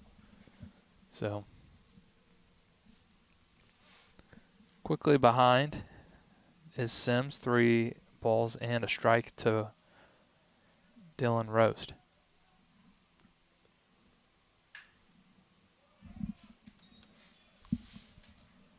Clear little foul ball over to the left side of the field.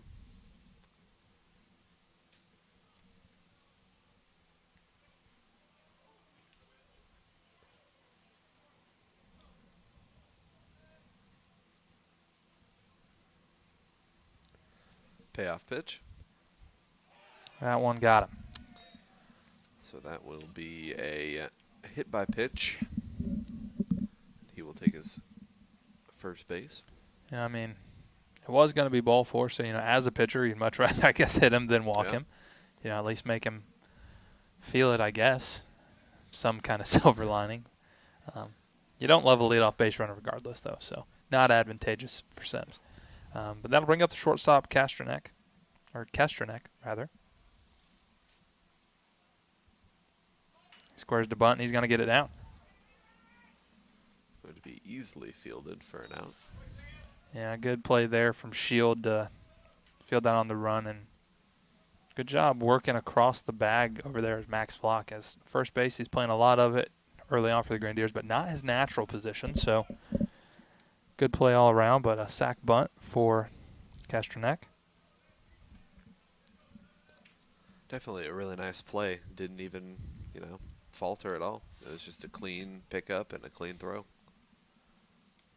That'll roll things over to the top for Paulina again.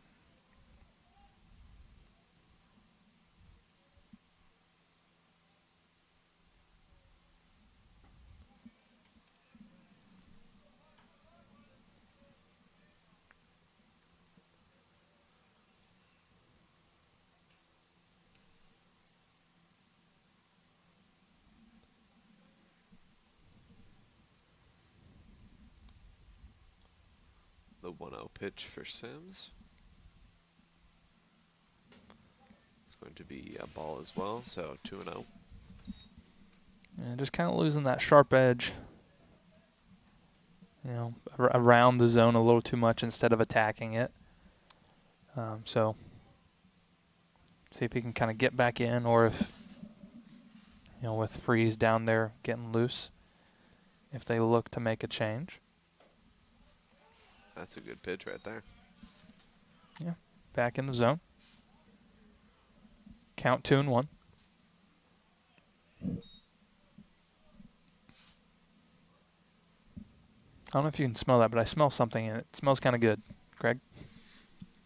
I didn't even notice. Half my nostrils are blocked for no reason at all. And that's going to clank off Casey Brown's glove. They going to count that as a hit by pitch? No, I don't think it caught Paulina, but I was just off. It was off the glove of Brown, unfortunately. I do know that you're mentioning it.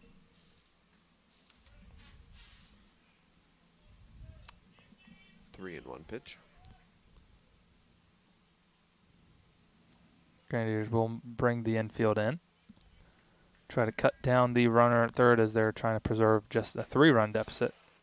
And Paulina checks his swing.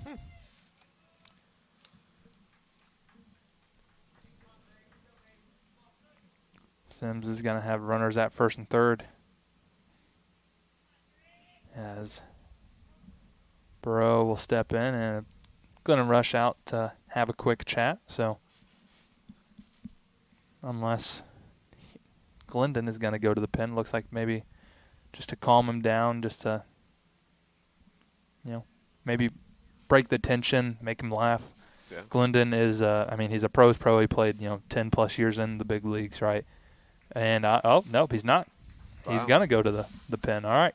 So we're going to have a pitching change here, and it will be a senior right-hander out of Louisville, Kentucky, Connor Freeze.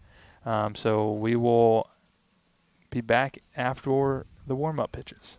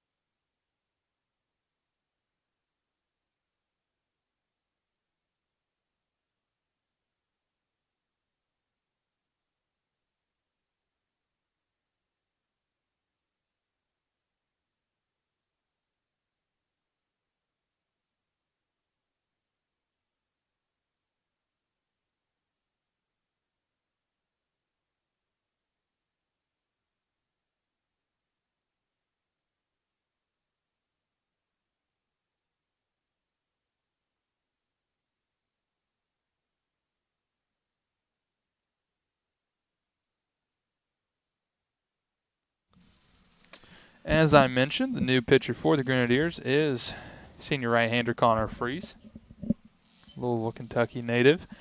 And he comes into this game posting a .675 ERA and 3 appearances. And that is going to knock in another run right through third baseman. And they will not get him there. So that will be a runner on first and third, 7-3 Huntington. Yeah, that one just through the left side. Shield gave it an effort, but almost.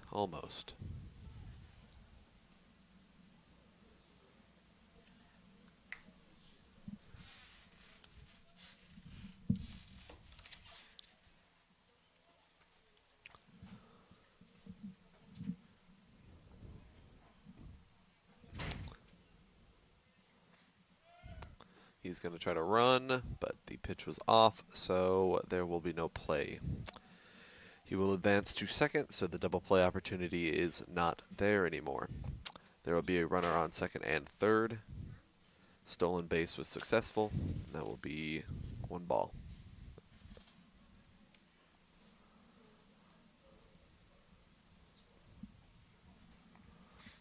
That will be another ball, so 2-0.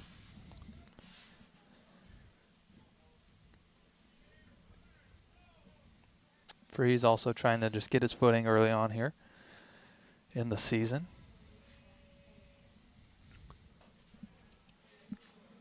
3-0. One of the few remaining members of that 2021 World Series team.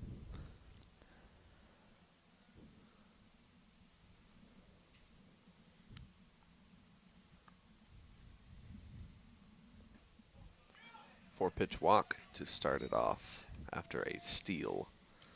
Yeah, with the double play back in order now. So one pitch away. There is an upside to it. Especially after the stolen base. But I don't know if you want to pitch around to get to the guy that hit an absolute bomb in his last at-bat. Yeah. So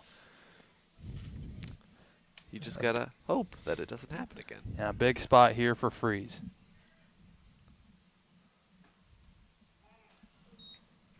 Call strike 1.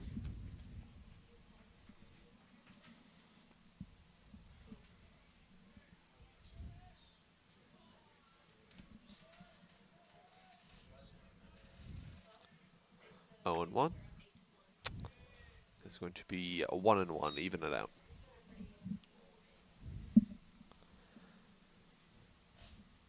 Been a pretty long day for the Grenadiers and Huntington.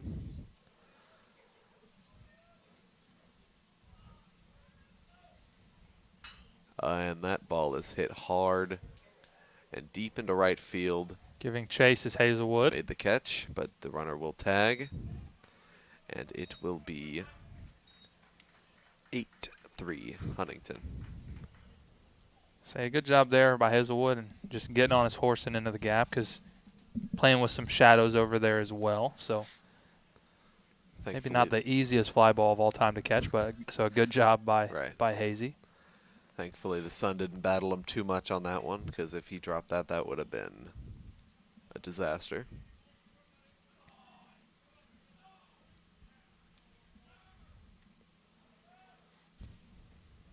Well, that'll bring up the catcher, Sebastian Coons, who's had himself quite a good day at the plate. And off is Wolf. No throw. That will be another stolen base, so runner on second and third. A lot of successful stolen bases in this one inning so far.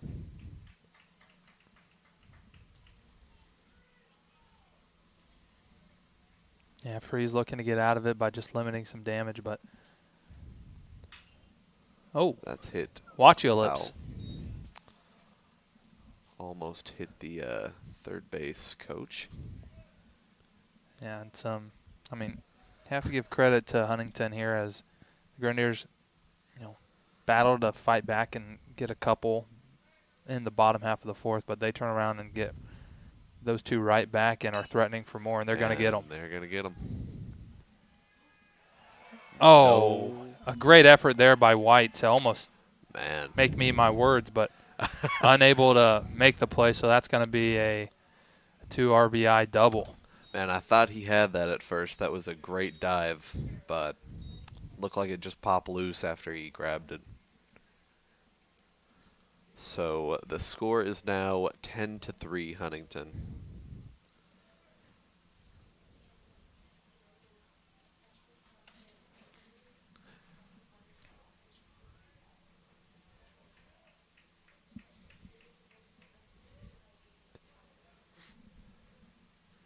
Once again, I'm not sure if I'm seeing the number correctly here, but it looks like number 4 in the Grenadiers bullpen, and that would be Cade Reynolds. I'm not too sure if that's 100% the number, but I don't know if the poll's in my way, but I'm not even seeing anybody down there.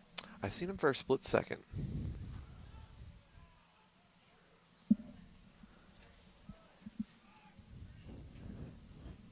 Maybe I'm seeing ghosts.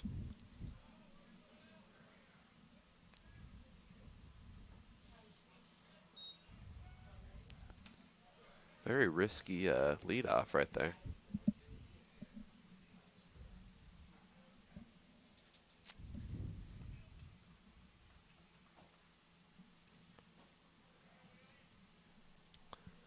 So 1-1 count here to Wheeler. In there for a strike. That's strike 2.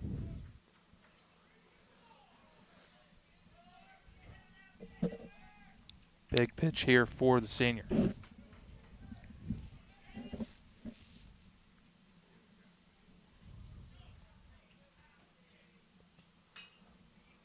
that is going to be hit directly into his glove. That is a beautiful catch.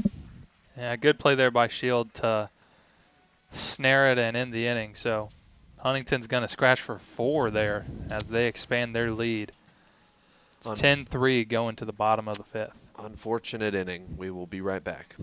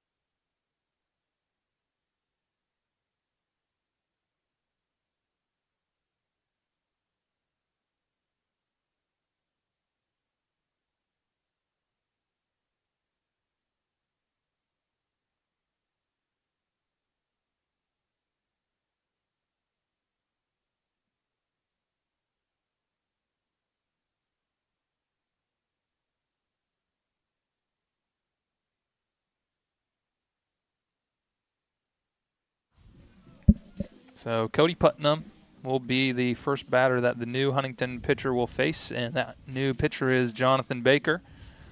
Comes in on the season. 0 ERA and just an inning and a third. This will be his 3rd appearance. No hits, no runs, a walk, and a strikeout. So his first pitch to Putnam is going to be in there for strike 1. Sun going down here on the field. Got the outfield lights coming on now.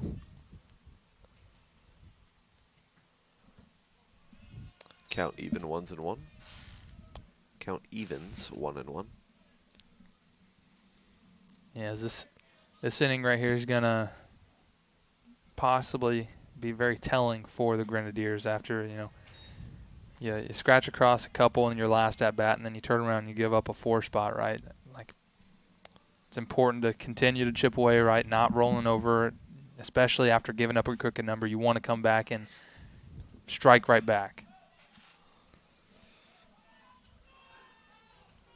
A tough play, and that's going to get down. That is going to get down. And it kind of got by the right fielder as Putnam was on his horse, and he's going to be in there with a double. That was I thought that was foul that whole time, but I did too. Off the bat, I looked down because off the bat I thought it was out of play, and I could not have been more wrong, as that just falls right into the Bermuda Triangle and a very long run there by Polina, not able to get in it. Kind of just like stuck weird in the grass. I mean, we've gotten a decent amount of moisture this week, so maybe a little soft out there and just kind of scooted right by him, and so able to get in there. So a hustle double for Putnam. I was totally about to say, imagine if that just drops in between all those guys and it's actually fair. Well, I don't have to imagine. Bunt. Wow. And off the fence of the dugout. So not his most proud bunt attempt. That was a almost hit attempt.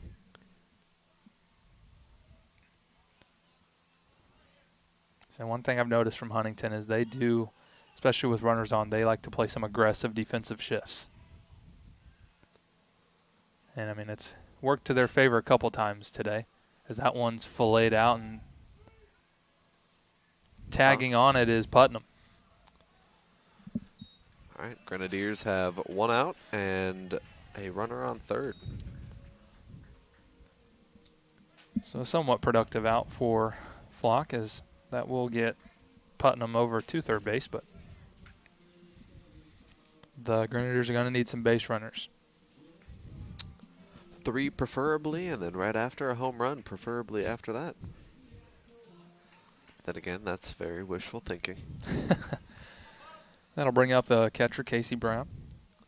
Never impossible, though. That was a good pitch. Yeah, good breaking ball there from Baker.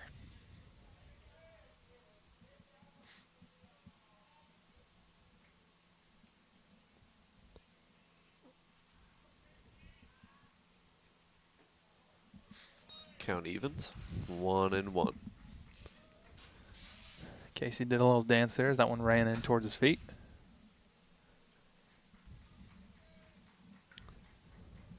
Baker, lanky, kind of over the top delivery. That one will be called a strike for a 1-2 count.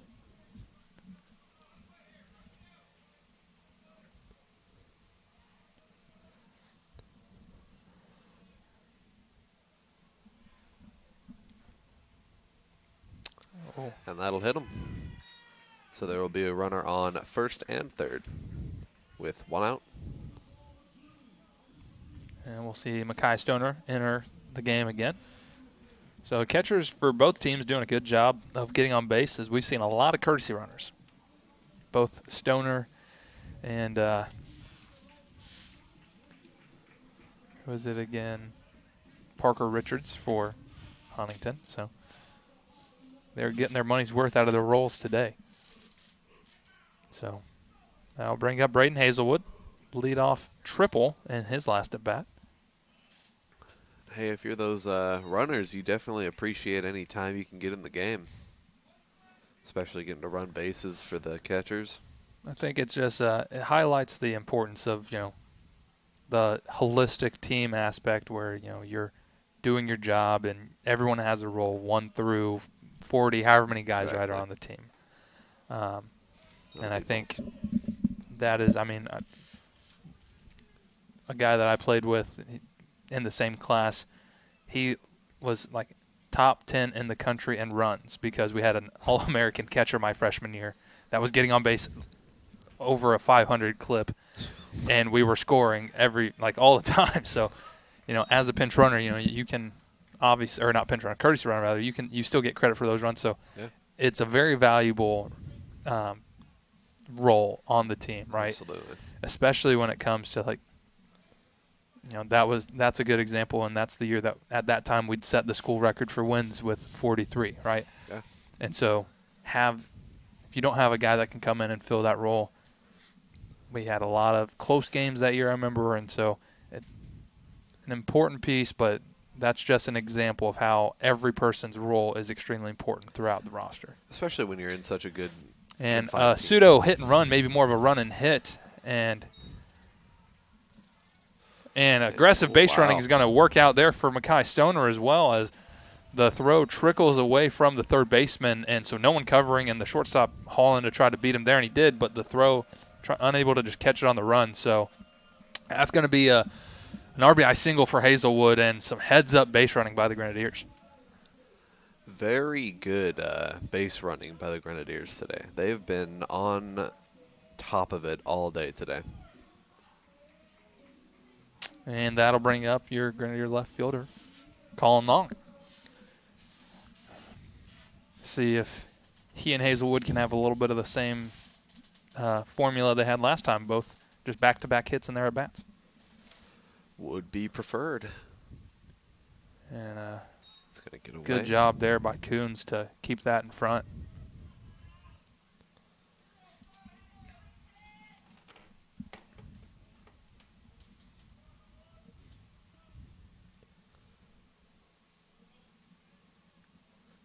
Count is 1-0 for Colin Long.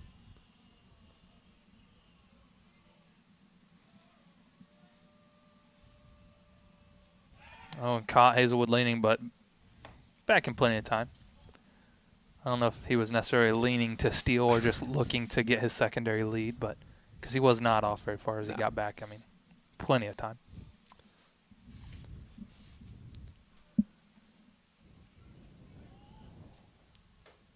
Ooh. Caught inside. 2-0. I mean, and we talked about it briefly, Greg. This is a good display of the grit that this team is going to show, right? Because you can't just roll over, you give up a 4 spot after chipping away a little bit, as that one's going to miss inside to 3-0. You can't go in order, right? You can't let them throw up a quick 0 right after putting up a crooked number. Yeah. So a good job here. Not only have they already scratched at least one across, still runners on, runners at the corners, a lot of chaos ensuing, right? And only 1 out so far to top it off. We'll see if Long is able to extend things. Off is Hazelwood. And no throw. Doesn't matter. That was ball 4. Yep. Base is loaded now here for Slater Shield. All right. Calling it.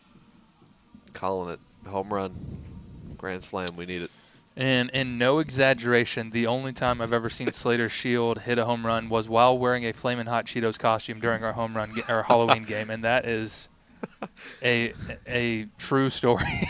I'm sure that was also a sight to behold. It was a great time, but I would love to see another one here. Oh, yeah. His first pitch to him is going to be in the dirt. You said a Flamin' Hot Cheetos? Yep, suit? it was a he was dressed up as a bag of Flaming Hot Cheetos. I don't know how he could even swing in it, let alone hit a home run, but kudos to Slater. Flamin' Hot bats for the Flamin' Hot Cheetos. Maybe crossed up the catcher a little bit there. Yep, and I think that is what happened, as Coons is going to go out and talk to the pitcher. Now, this is one thing, Greg, that is very interesting and very umpire dependent. So, from my understanding, with like the new limited amount of mound visits and everything, when you get crossed up, the umpire, from what I was told, is allowed to go with them so it doesn't charge them, because it's a safety issue at that point if someone's crossed up, right? The home plate umpire here chooses not to do that and is going to charge them a mound visit, which I don't know if that's necessarily right or wrong. I've been told both ways, and I've seen it both ways. Huh. So, just one of the new little nuances of some of the more recent rule changes. I mean, we've had the numbered visits for a few years now, but so in that sense, it's kind of like the umpires' discretion, and right. That's through the right side, and a great job there by Perfect. Shield. Oh, and they're sending 2, and a good throw, but in time. 2 RBI single through the Beautiful. right side. I mean, that didn't get more than 150 feet No. into the field, and Hazelwood on his horse. As a Beautiful good hit. job there by the Grenadiers, and I don't know if you'd call that an aggressive send or not, but good work there from third base coach Joe Natterman. I think that was pretty tight on schedule right there. That was a very close run in. Thankfully, worked out for them.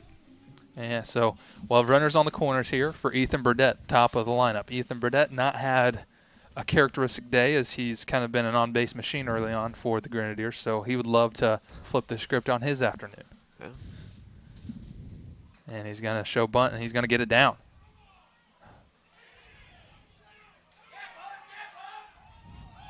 As a good play there to – looks like we were going with a squeeze there. Thought Long may have been able to get his hand in there, and maybe a conversation. That's why Neffendorf is coming out. Or maybe to tell him that, he was blocking the plate without the ball. That's always possible.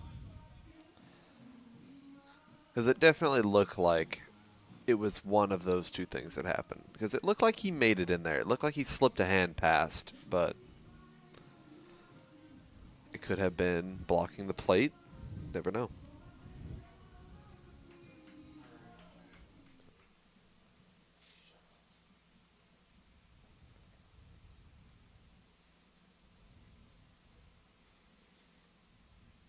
All right. So we'll see. Nothing brewing there. As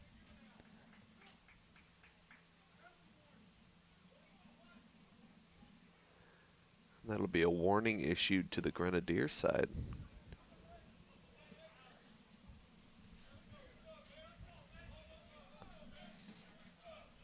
I'm not sure exactly who prompted that warning. That's going to be head coach Brett Neffendorf as he was out there. He disagreed with there are a couple of things I think he could have disagreed with there. So, but looks like we obviously will play on. So 2 outs, runners on first and second for Mason White.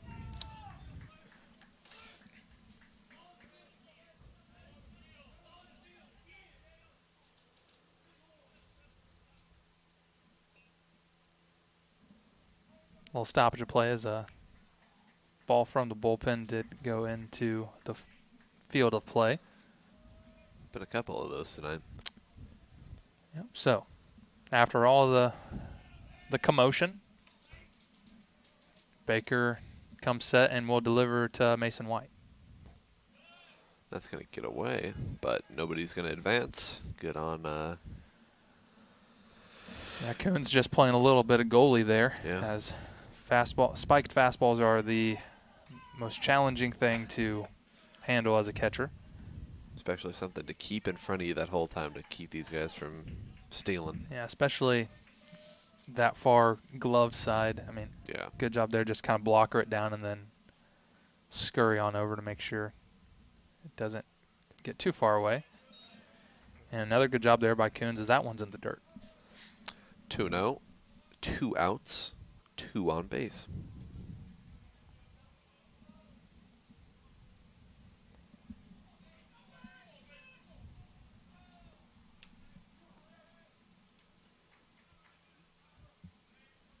So Mason White head here 2-0. Runners on first and second.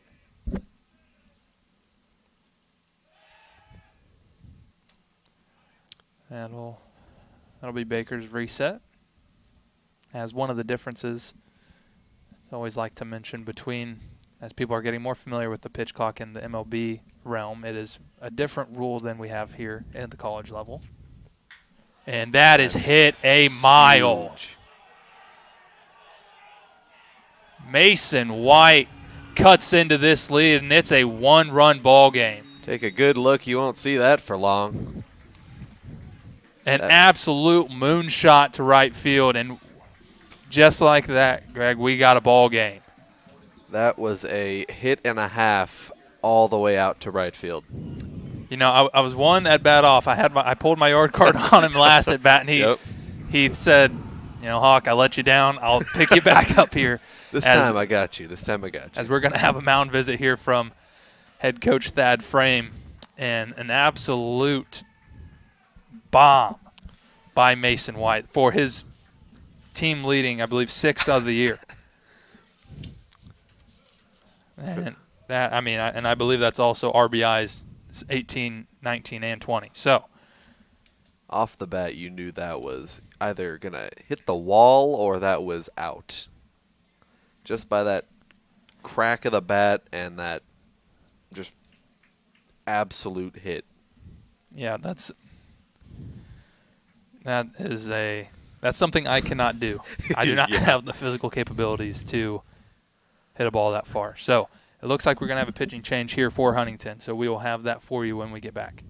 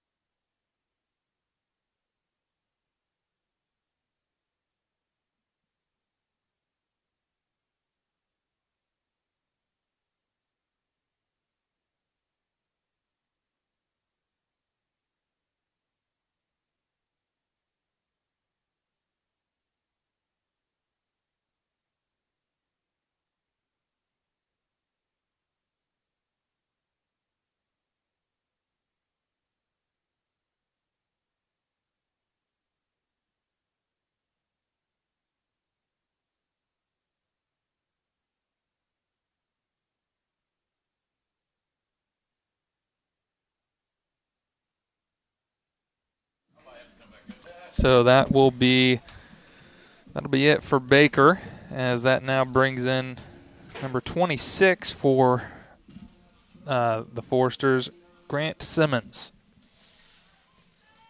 Simmons, a Fort Wayne, Indiana native. And it looks like they're going to appeal to second. And I guess they're saying that, tried to say Mason didn't hit second base possibly. But the field umpire disagrees, so Simmons will be in to face Luke Powell. And about now, you're just hoping for more base runners and more hits. Yeah, especially with 2 outs. And, I mean, you've taken a massive chunk out of this lead, but you are still trailing right now. A 1-run ball game, whole different, formation to how you're going to go about these last 2 innings. But you want to keep the train moving, right? Everything just progressing in the right direction. Keep it boiling. And a half-hearted swing there from Powell, and that looks like it's going to do it. So, not before the Grenadiers explode for 6 runs and are right back in this thing as they now trail by 1. So, we will head to the top of the 6th inning. Huntington still leads 10-9.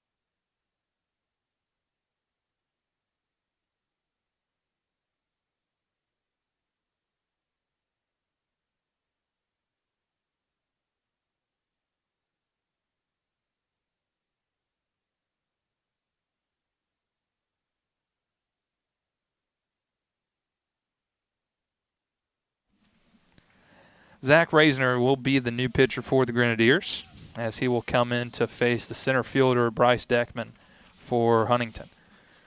Reisner, stats as a reliever, a little ballooned. 9.64 ERA coming in across 4 2/3. Not off to a good start. Yeah, first pitch gonna catch a piece of Deckman there.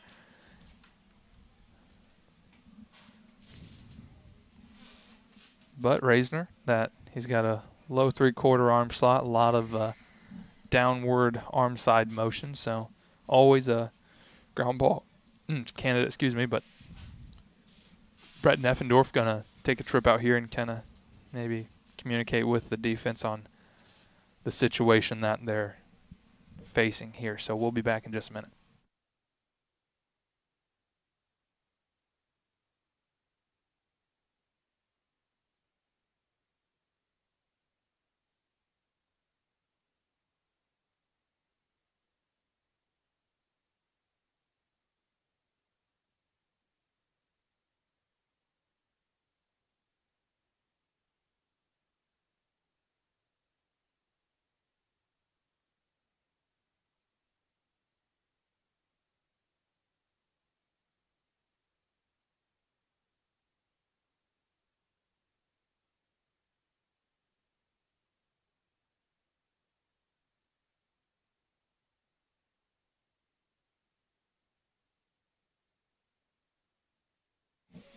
All right, so the mound visit is over, so that will now be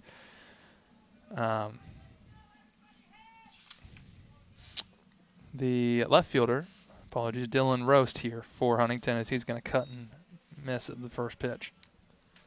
You definitely like a quick 1-2-3 inning here, depending on if that's, balls put into play, pop flies, stuff like that, or just, striking out the side would be nice. Yeah. You're going to need a double play to erase the leadoff runner if we're looking for in order. Yep. So, big spot here for Reisner as the Grenadiers, and he's going to throw that down the first base line. It's going to get past Flock. Oh, boy. Going for 3, and he will make it.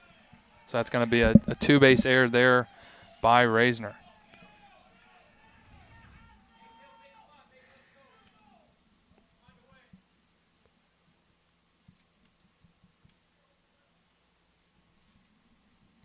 So quickly goes from runner on first to runner on third now. Count 0-1 here to Roast. Infield in for the Grenadiers. That one's going to miss low and inside. 1-1.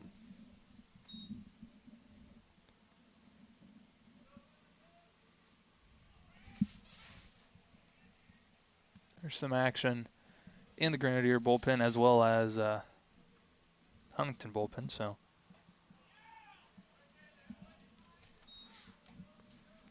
called ball, 2-1. yeah, breaking ball there from Reisner. Just not able to bite enough to get to the zone.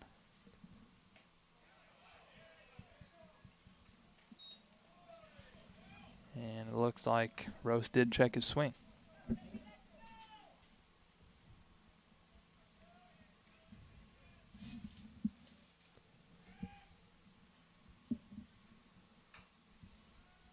It's a tapper right in front of the catcher. He will turn to first. And good pick there by Max Flock, as smart play by Casey Brown as he gets there and looks and checks him back to third, but just shorts the throw. But that's why it's a team game, as a good pick there by Flock. Saves a run and gets an out. Very good play. Very good awareness to make sure that third baseman doesn't just want to come home anyway. So we'll have a pinch hitter here for Kestranek, and it's going to be the freshman Owen Immel. It's a big spot here for the freshman, as he's looking for his first collegiate hit.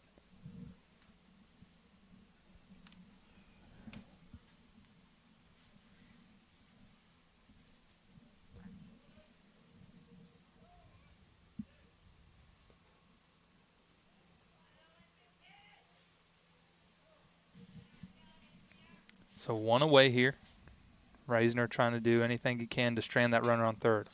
That's going to be a base hit into left field. And that's going to be his first college hit, and it couldn't come at a better time.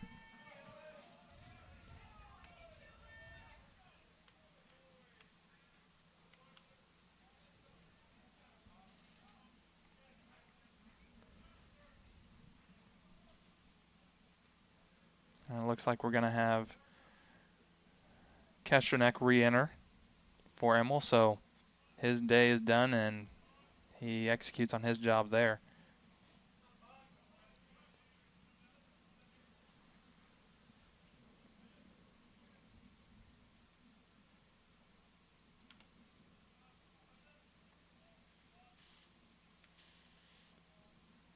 I'll turn things over to Polina.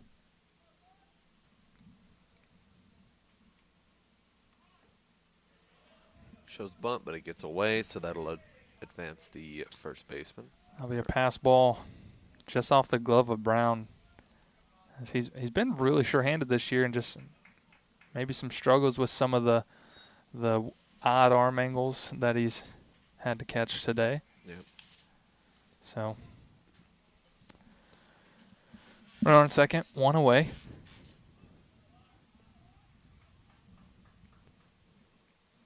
No double play opportunity anymore after that stolen base. So Not in the grounded into fashion, anyway. Yep. That ball is high, but out of play.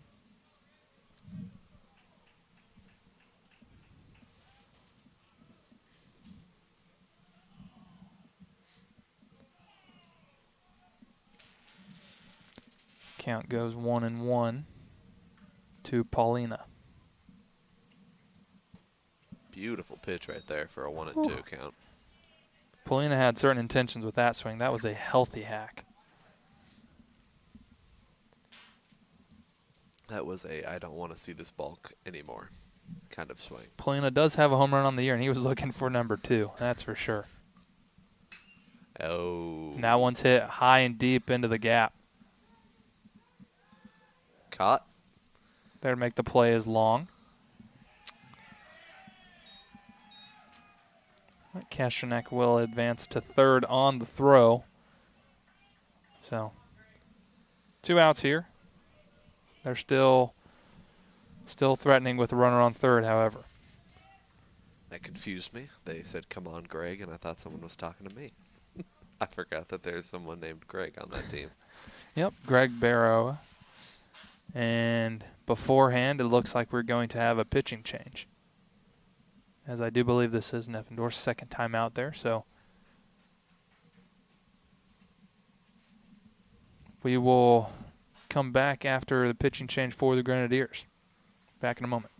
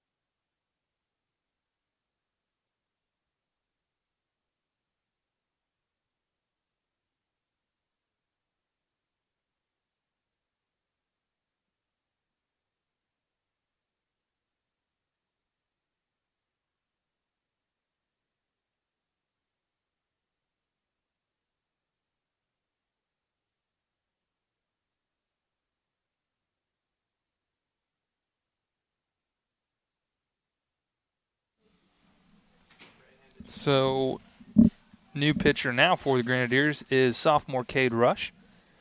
Cade Rush, 4.91 ERA coming into this. This will be his 5th appearance, just across 3 2/3 innings. So, a big spot here for the youngster, and that one's going to get away from Casey Brown.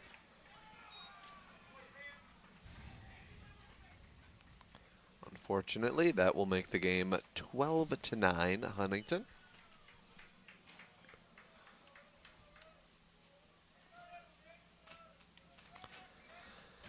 Unfortunate for that first pitch to get away all the way to the backstop.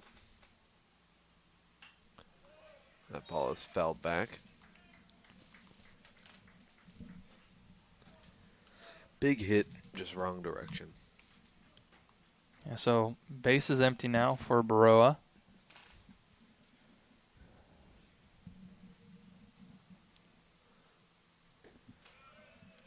Two and one.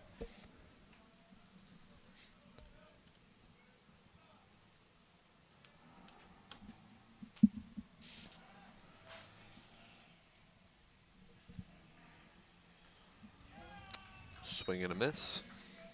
2 and 2. Yeah, that one just kind of chopped at there by Baroa.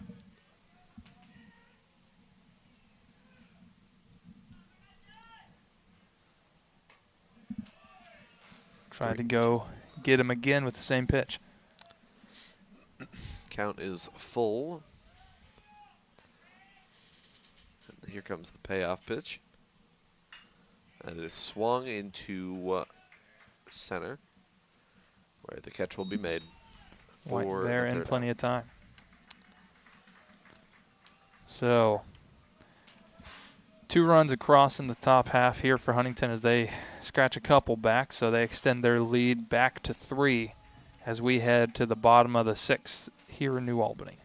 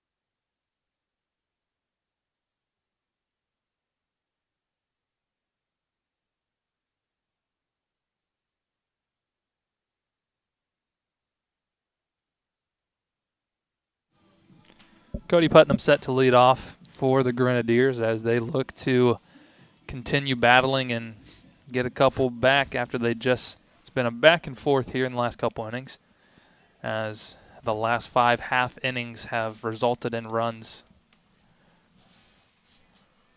So Grenadiers would like to make that 6 in a row. As first pitch there to Putnam is going to be inside, I do believe. Simmons out for another inning of work. Outside, but it is called a strike. Yeah, good pitch there from Simmons. Caught that outside edge perfectly.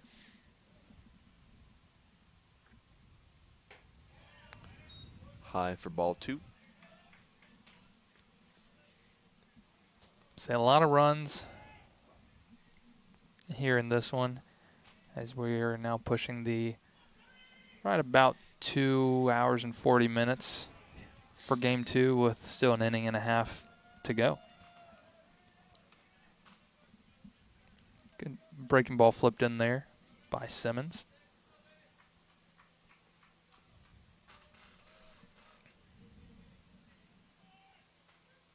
Oh, That one gets out of there. just a bit outside. Full count. Putnam always dangerous, so if you're Simmons, you can't just come back over the middle necessarily. So see how he attacks Putnam here. Oh, and he chooses not to. He chooses to pelt him. So that'll be a leadoff runner for the Grenadiers. As that one probably doesn't feel great wearing that off the number, but Cody will take getting on base anyway, it shows.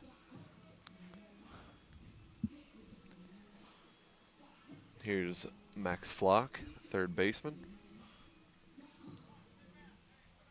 Had a pretty decent day today. Yeah, he'd like to make it a really good day with something in the gap. And so would all the Grenadier fans here today.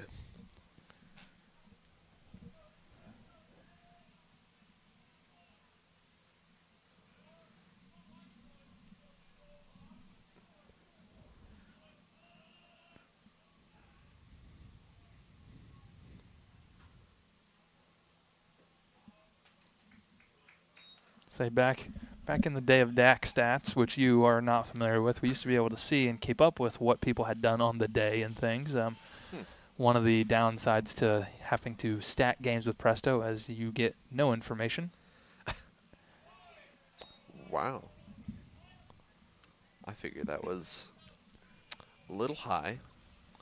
And maybe a low inside, but we're 0 for 2 on that opinion.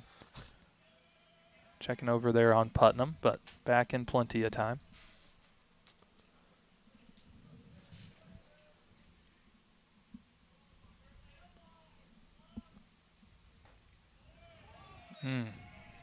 Gracious call there for Simmons, as that's going to put him ahead in the count 1 and 2.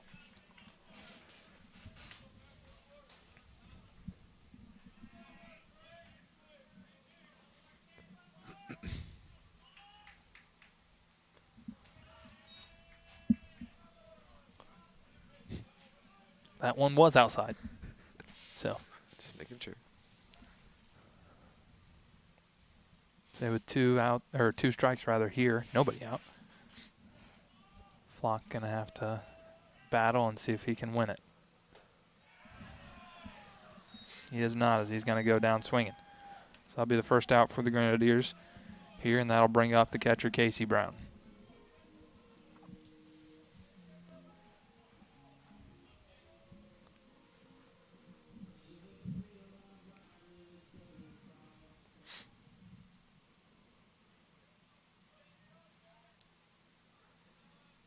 One out in the bottom of the 6th. We got one runner on first. He's going to show bunt, and that's going to be called a strike.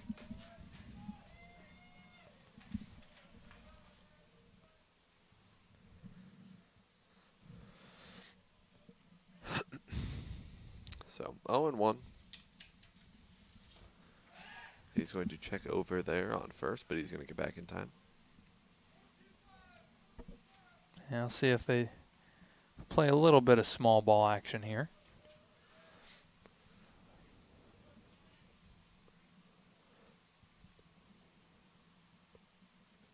And that's going to be a wild pitch. He will advance to second base. Yeah, it took a pretty wide turn, did Putnam, as he's trying to see if there was any chance to go to third, but figured he was just going to risk it and go for it. As much as who I know Cody Putnam would love to do that, and smartly he holds up and does not make a silly out at third, especially when you're trailing 3 runs, with 2 at-bats left. Would have been a little unfortunate if he did. A little is an understatement. So now, no need for a sac bunt here from Brown, as that's done for him. It's a tapper over to short. He's going to throw and make the out. It's 2 outs. That'll bring up the right fielder, Braden Hazelwood.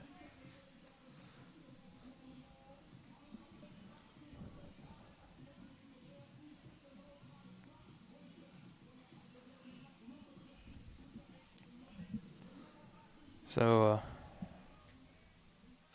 a very necessary insurance run out on or not insurance run, but run out on second base.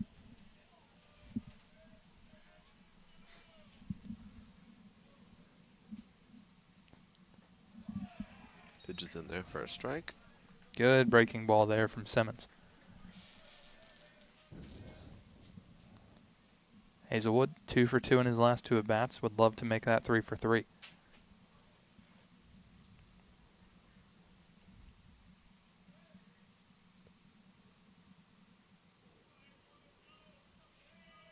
Comes set and the pitch. It's outside for a ball. 1-1. Yeah, this is, I mean, they are absolutely just foregoing the right side of the infield.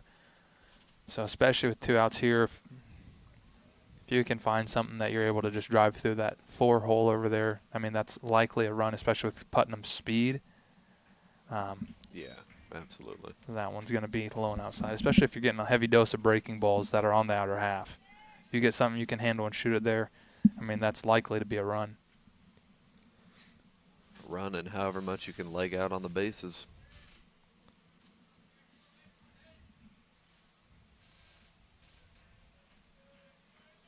Two, 1 pitch. Oh, almost got him, but he evades. 3-1.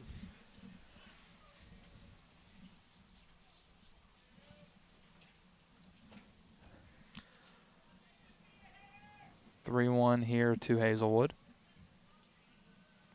And the pitch from Simmons. Fouled back. Full count now.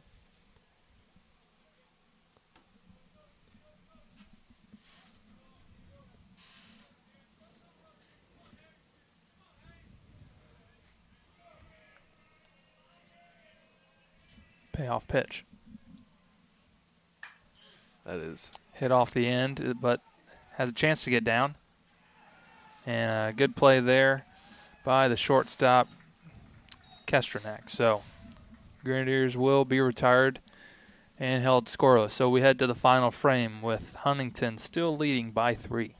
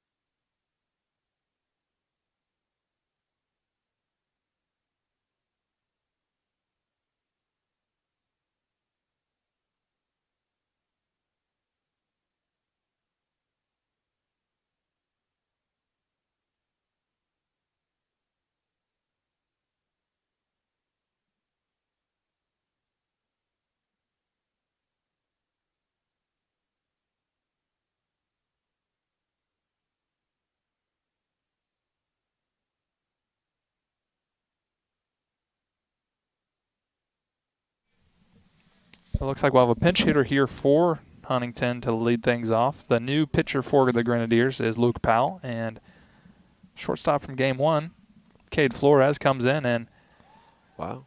gonna bunt that and be caught by Slater Shield for an out. And a nice evasive move from Luke Powell. As I thought there was possibly a collision, which would have been very much not fun.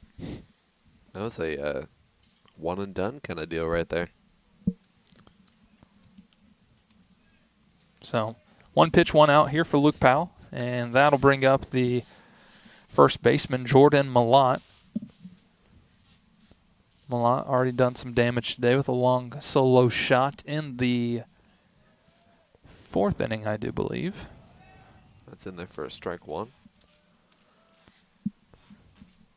So we're seeing the two-way side of Luke Powell today.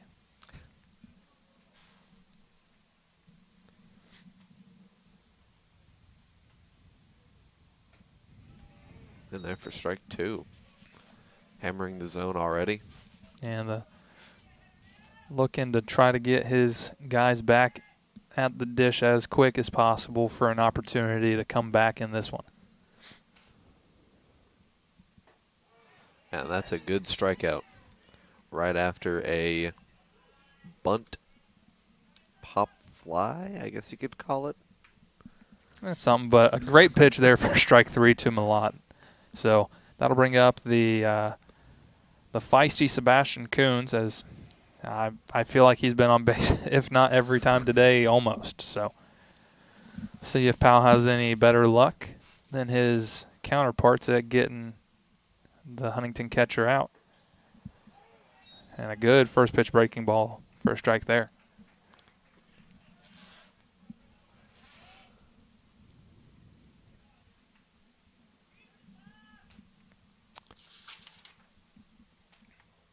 Oh, and 1 pitch.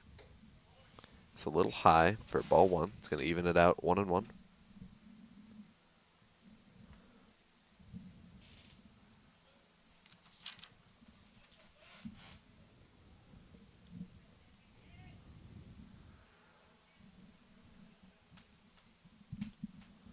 One. Swung and miss.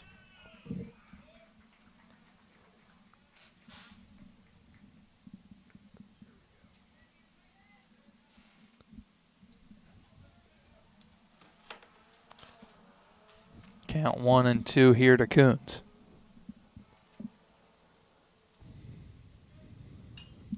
That is popped straight up. I was ready for it. Go ahead. Not going to hit us, but going to fly right over the top of us. So we'll have another 1-2 upcoming.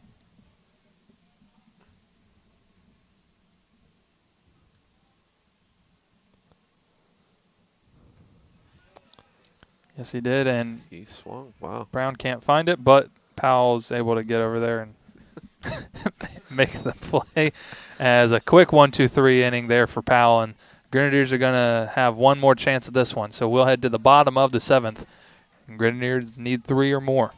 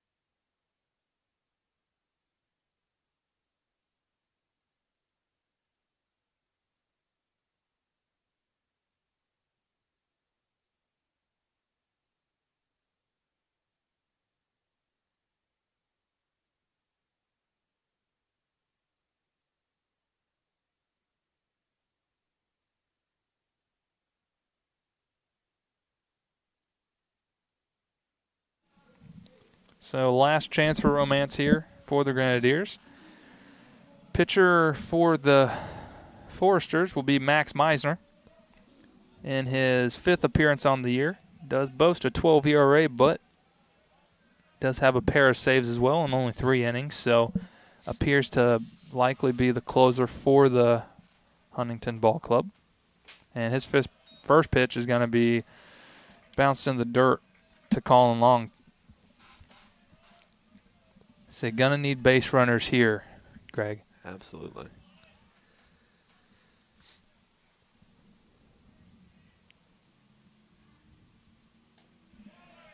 It's in there for a strike. Going to even it out at 1. Meisner rocking the old school classic stirrups and the tweeners little combo. Not often do you see that look much anymore. That's a little excuse me swing there by Colin Long. So that'll run the count to 1 and 2. Hopefully a car passing by didn't catch that instead of a infielder.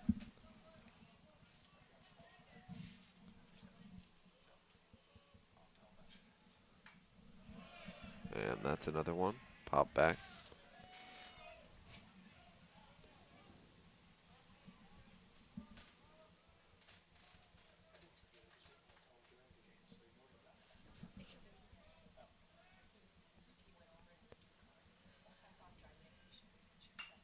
And that's a good pop right in the middle. It's going to be a tough play as Long has some speed.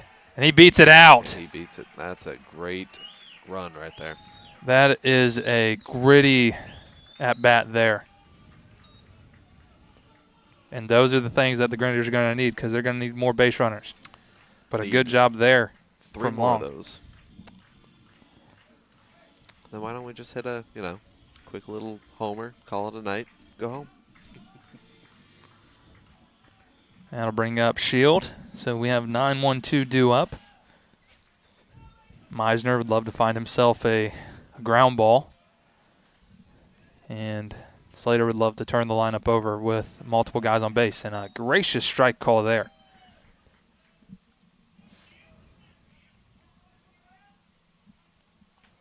Looked a little off.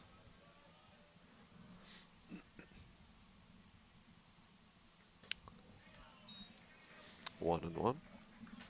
Meisner has a heavy 2-seam ball, so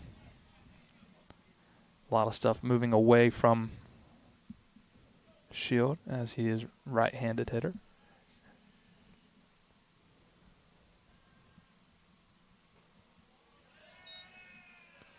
Two and one now. Yeah, and this is a big spot for Shield, as especially when you need more than one run in the final frame. You'd love to get a couple guys on before that first out, right? There's obviously, you don't have to have anyone on before the first out to still have a chance, right? That's why you get 3 outs, but it gets the momentum rolling in your favor, especially a guy in Meisner who obviously does have 2 saves and has some good stuff, but does have a pair of losses. So you really want to make him earn them, right? So 3 and 1, be interesting to see what Shield does here. He will watch ball 4. So that'll make it first and second here for the top of the Grenadier order.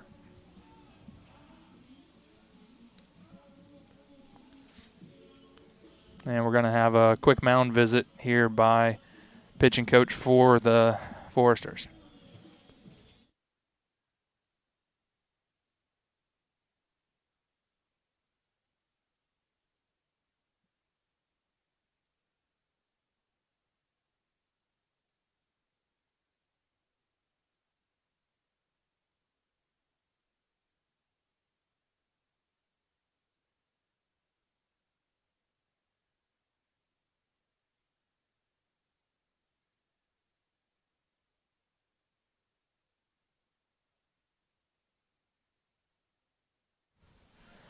So that'll turn the lineup over for the Grenadiers. So Ethan Burdett up now with Colin Long at second and Slater Shield at first. So some speed on the base pass for the Grenadiers, but they're going to need more than just those 2. And that first pitch nearly misses. thought it hit him. I out of the hand, I thought it was hitting him Yeah. for sure. But, you know, Meisner being left-handed has a little bit of that arm side action. I think probably just kind of skirted just at the last second. So, and 1-0 is going to be in there to even things up to Burdett.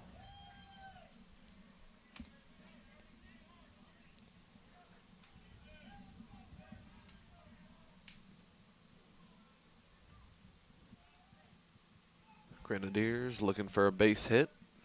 Something to extend the inning. He has that one on his high. And Burdett's claim to fame and kind of his sweet spot stuff is the 4 and the 6 hole, and the middle infield is pinched pretty tight for Huntington. So that one's hit hard out to center. Going to be caught, and he will not advance from second. Yeah, smart play there by Long. Is the last thing you want to do is have a good throw, cut you down when your run means something, but you need more than just you, right? So that'll bring up Mason White, who is looking to see if he can't have a little bit of the same magic he had in his last at bat. For those that are just now joining us or tuning in late, that 6th spot you may see on the scoreboard is in part to a 3-run absolute bomb by Mason White to get the Grenadiers at the time back within 1. So Mason would love to find some extra bases again here. Healthy cut. Only one thing he was looking at that one for.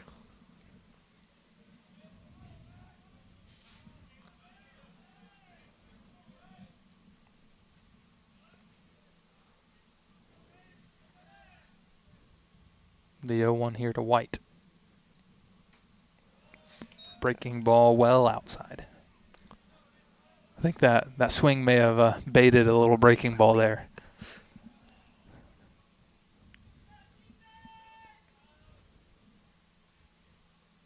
So, count even for Mason White here. 1 away. And he's going to have to bust it first, try to break it up. And unable to get the throw even over to first, but they'll take the out. So, fielder's choice there for White as Long advances to third, and that'll bring up your now pitcher, Luke Powell, as the Grenadiers are down to their last out.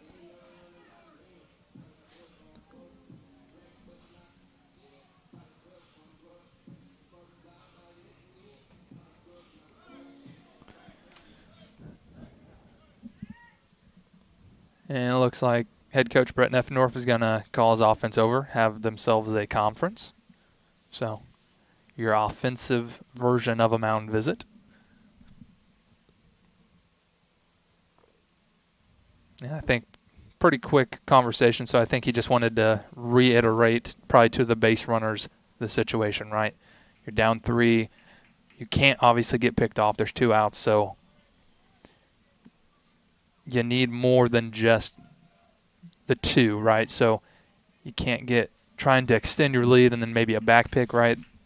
All day Huntington's shown that they're willing to do pickoff moves. Coons will throw behind. So these are things I think you probably just wanted to reiterate here as they're obviously facing their last out. So they're not even afraid to throw to third base, as we've seen a couple of times today as well. Yep. And first pitch in there to Powell for a strike.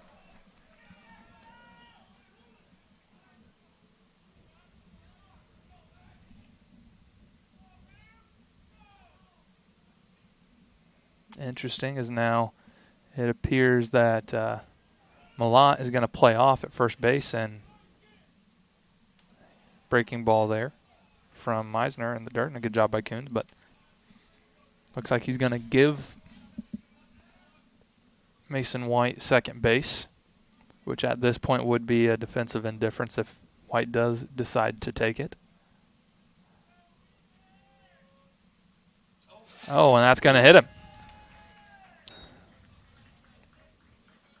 And Coons trying to lobby that he leaned into it, but home plate umpire is not having any of that. So bases are loaded. Winning run at home for the senior shortstop, Cody Putnam. Already has a long ball on the day.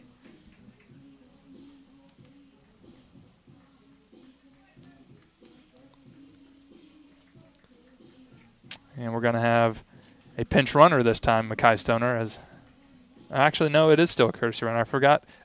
You don't see it very often because typically pitchers don't hit, but you do get to run for both the catcher and pitcher. So, now, Grenadiers still down in the last out, but with a chance to win it. And even at least a better chance to tie. So, bases juiced for Putnam. He represents the winning run. First pitch, well outside. Good eye on that one instead of swing happy. Kind of methodically going about this at bat, making sure you make every pitch count. The 1-0 offering to Putnam. That one's going to be high. 2-0. Good chance if he sees something in the zone, you're going to see a healthy hack here from Putnam. Grenadiers with their 2-out magic are somehow at 2 outs again. That's in there for a strike. As I think, didn't necessarily quick pitch him, obviously, but I think Putnam maybe just caught a little off guard there. Not in sync with him on that. And that one's going to be off the glove, and so that's one run's going to come in. But now the tying run moves into scoring position. So we'll see if that turns to be costly for the Foresters. Count is at 3-1. It is now only 12-10. Huntington. And they're going to put Putnam on first. And that'll bring up the quiet thus far tonight, but definitely has some power in Max Flock.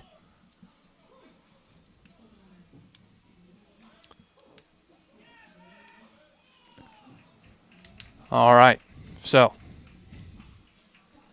don't go away just yet. One run across here in the bottom of the 7th in a 7-inning contest for the Grenadiers. They still trail by 2, but bases are loaded here with 2 away. And senior Max Flock. That first pitch almost hits him, but he gets out of the way. Meisner losing the zone a little bit. See if he can battle back. A base hit is likely to tie it. Plus speed with Mackay Stoner out there on second base. That one spiked, but a great job by Coons to keep that in front. 2-0.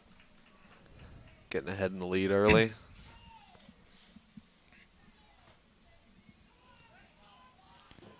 2 balls, no strikes. A big spot here for the Georgetown, Indiana native. It's in there for a strike. He thought it was up a little bit, or maybe just a little high that he didn't like it enough to swing 2-0. So, hey, I'm all for it. If it's not your perfect pitch 2-0, we're not going for it, especially in this situation, right? Yeah. So, count now moves to 2-1. If you don't have 100% faith, don't swing. That one's tough. That one's high.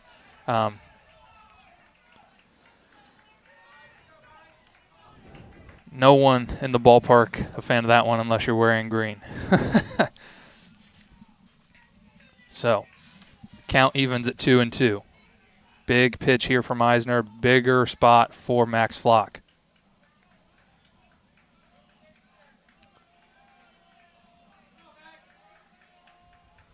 2-2. The pitch upcoming. Pitch. That one's well high. That one not a strike. All right, so big pitch here. Bases are loaded. They're off on the pitch, right? So it's walk, strikeout, or this game is tied for the Grenadiers on a positive outcome. And the pitch. Cut on and missed.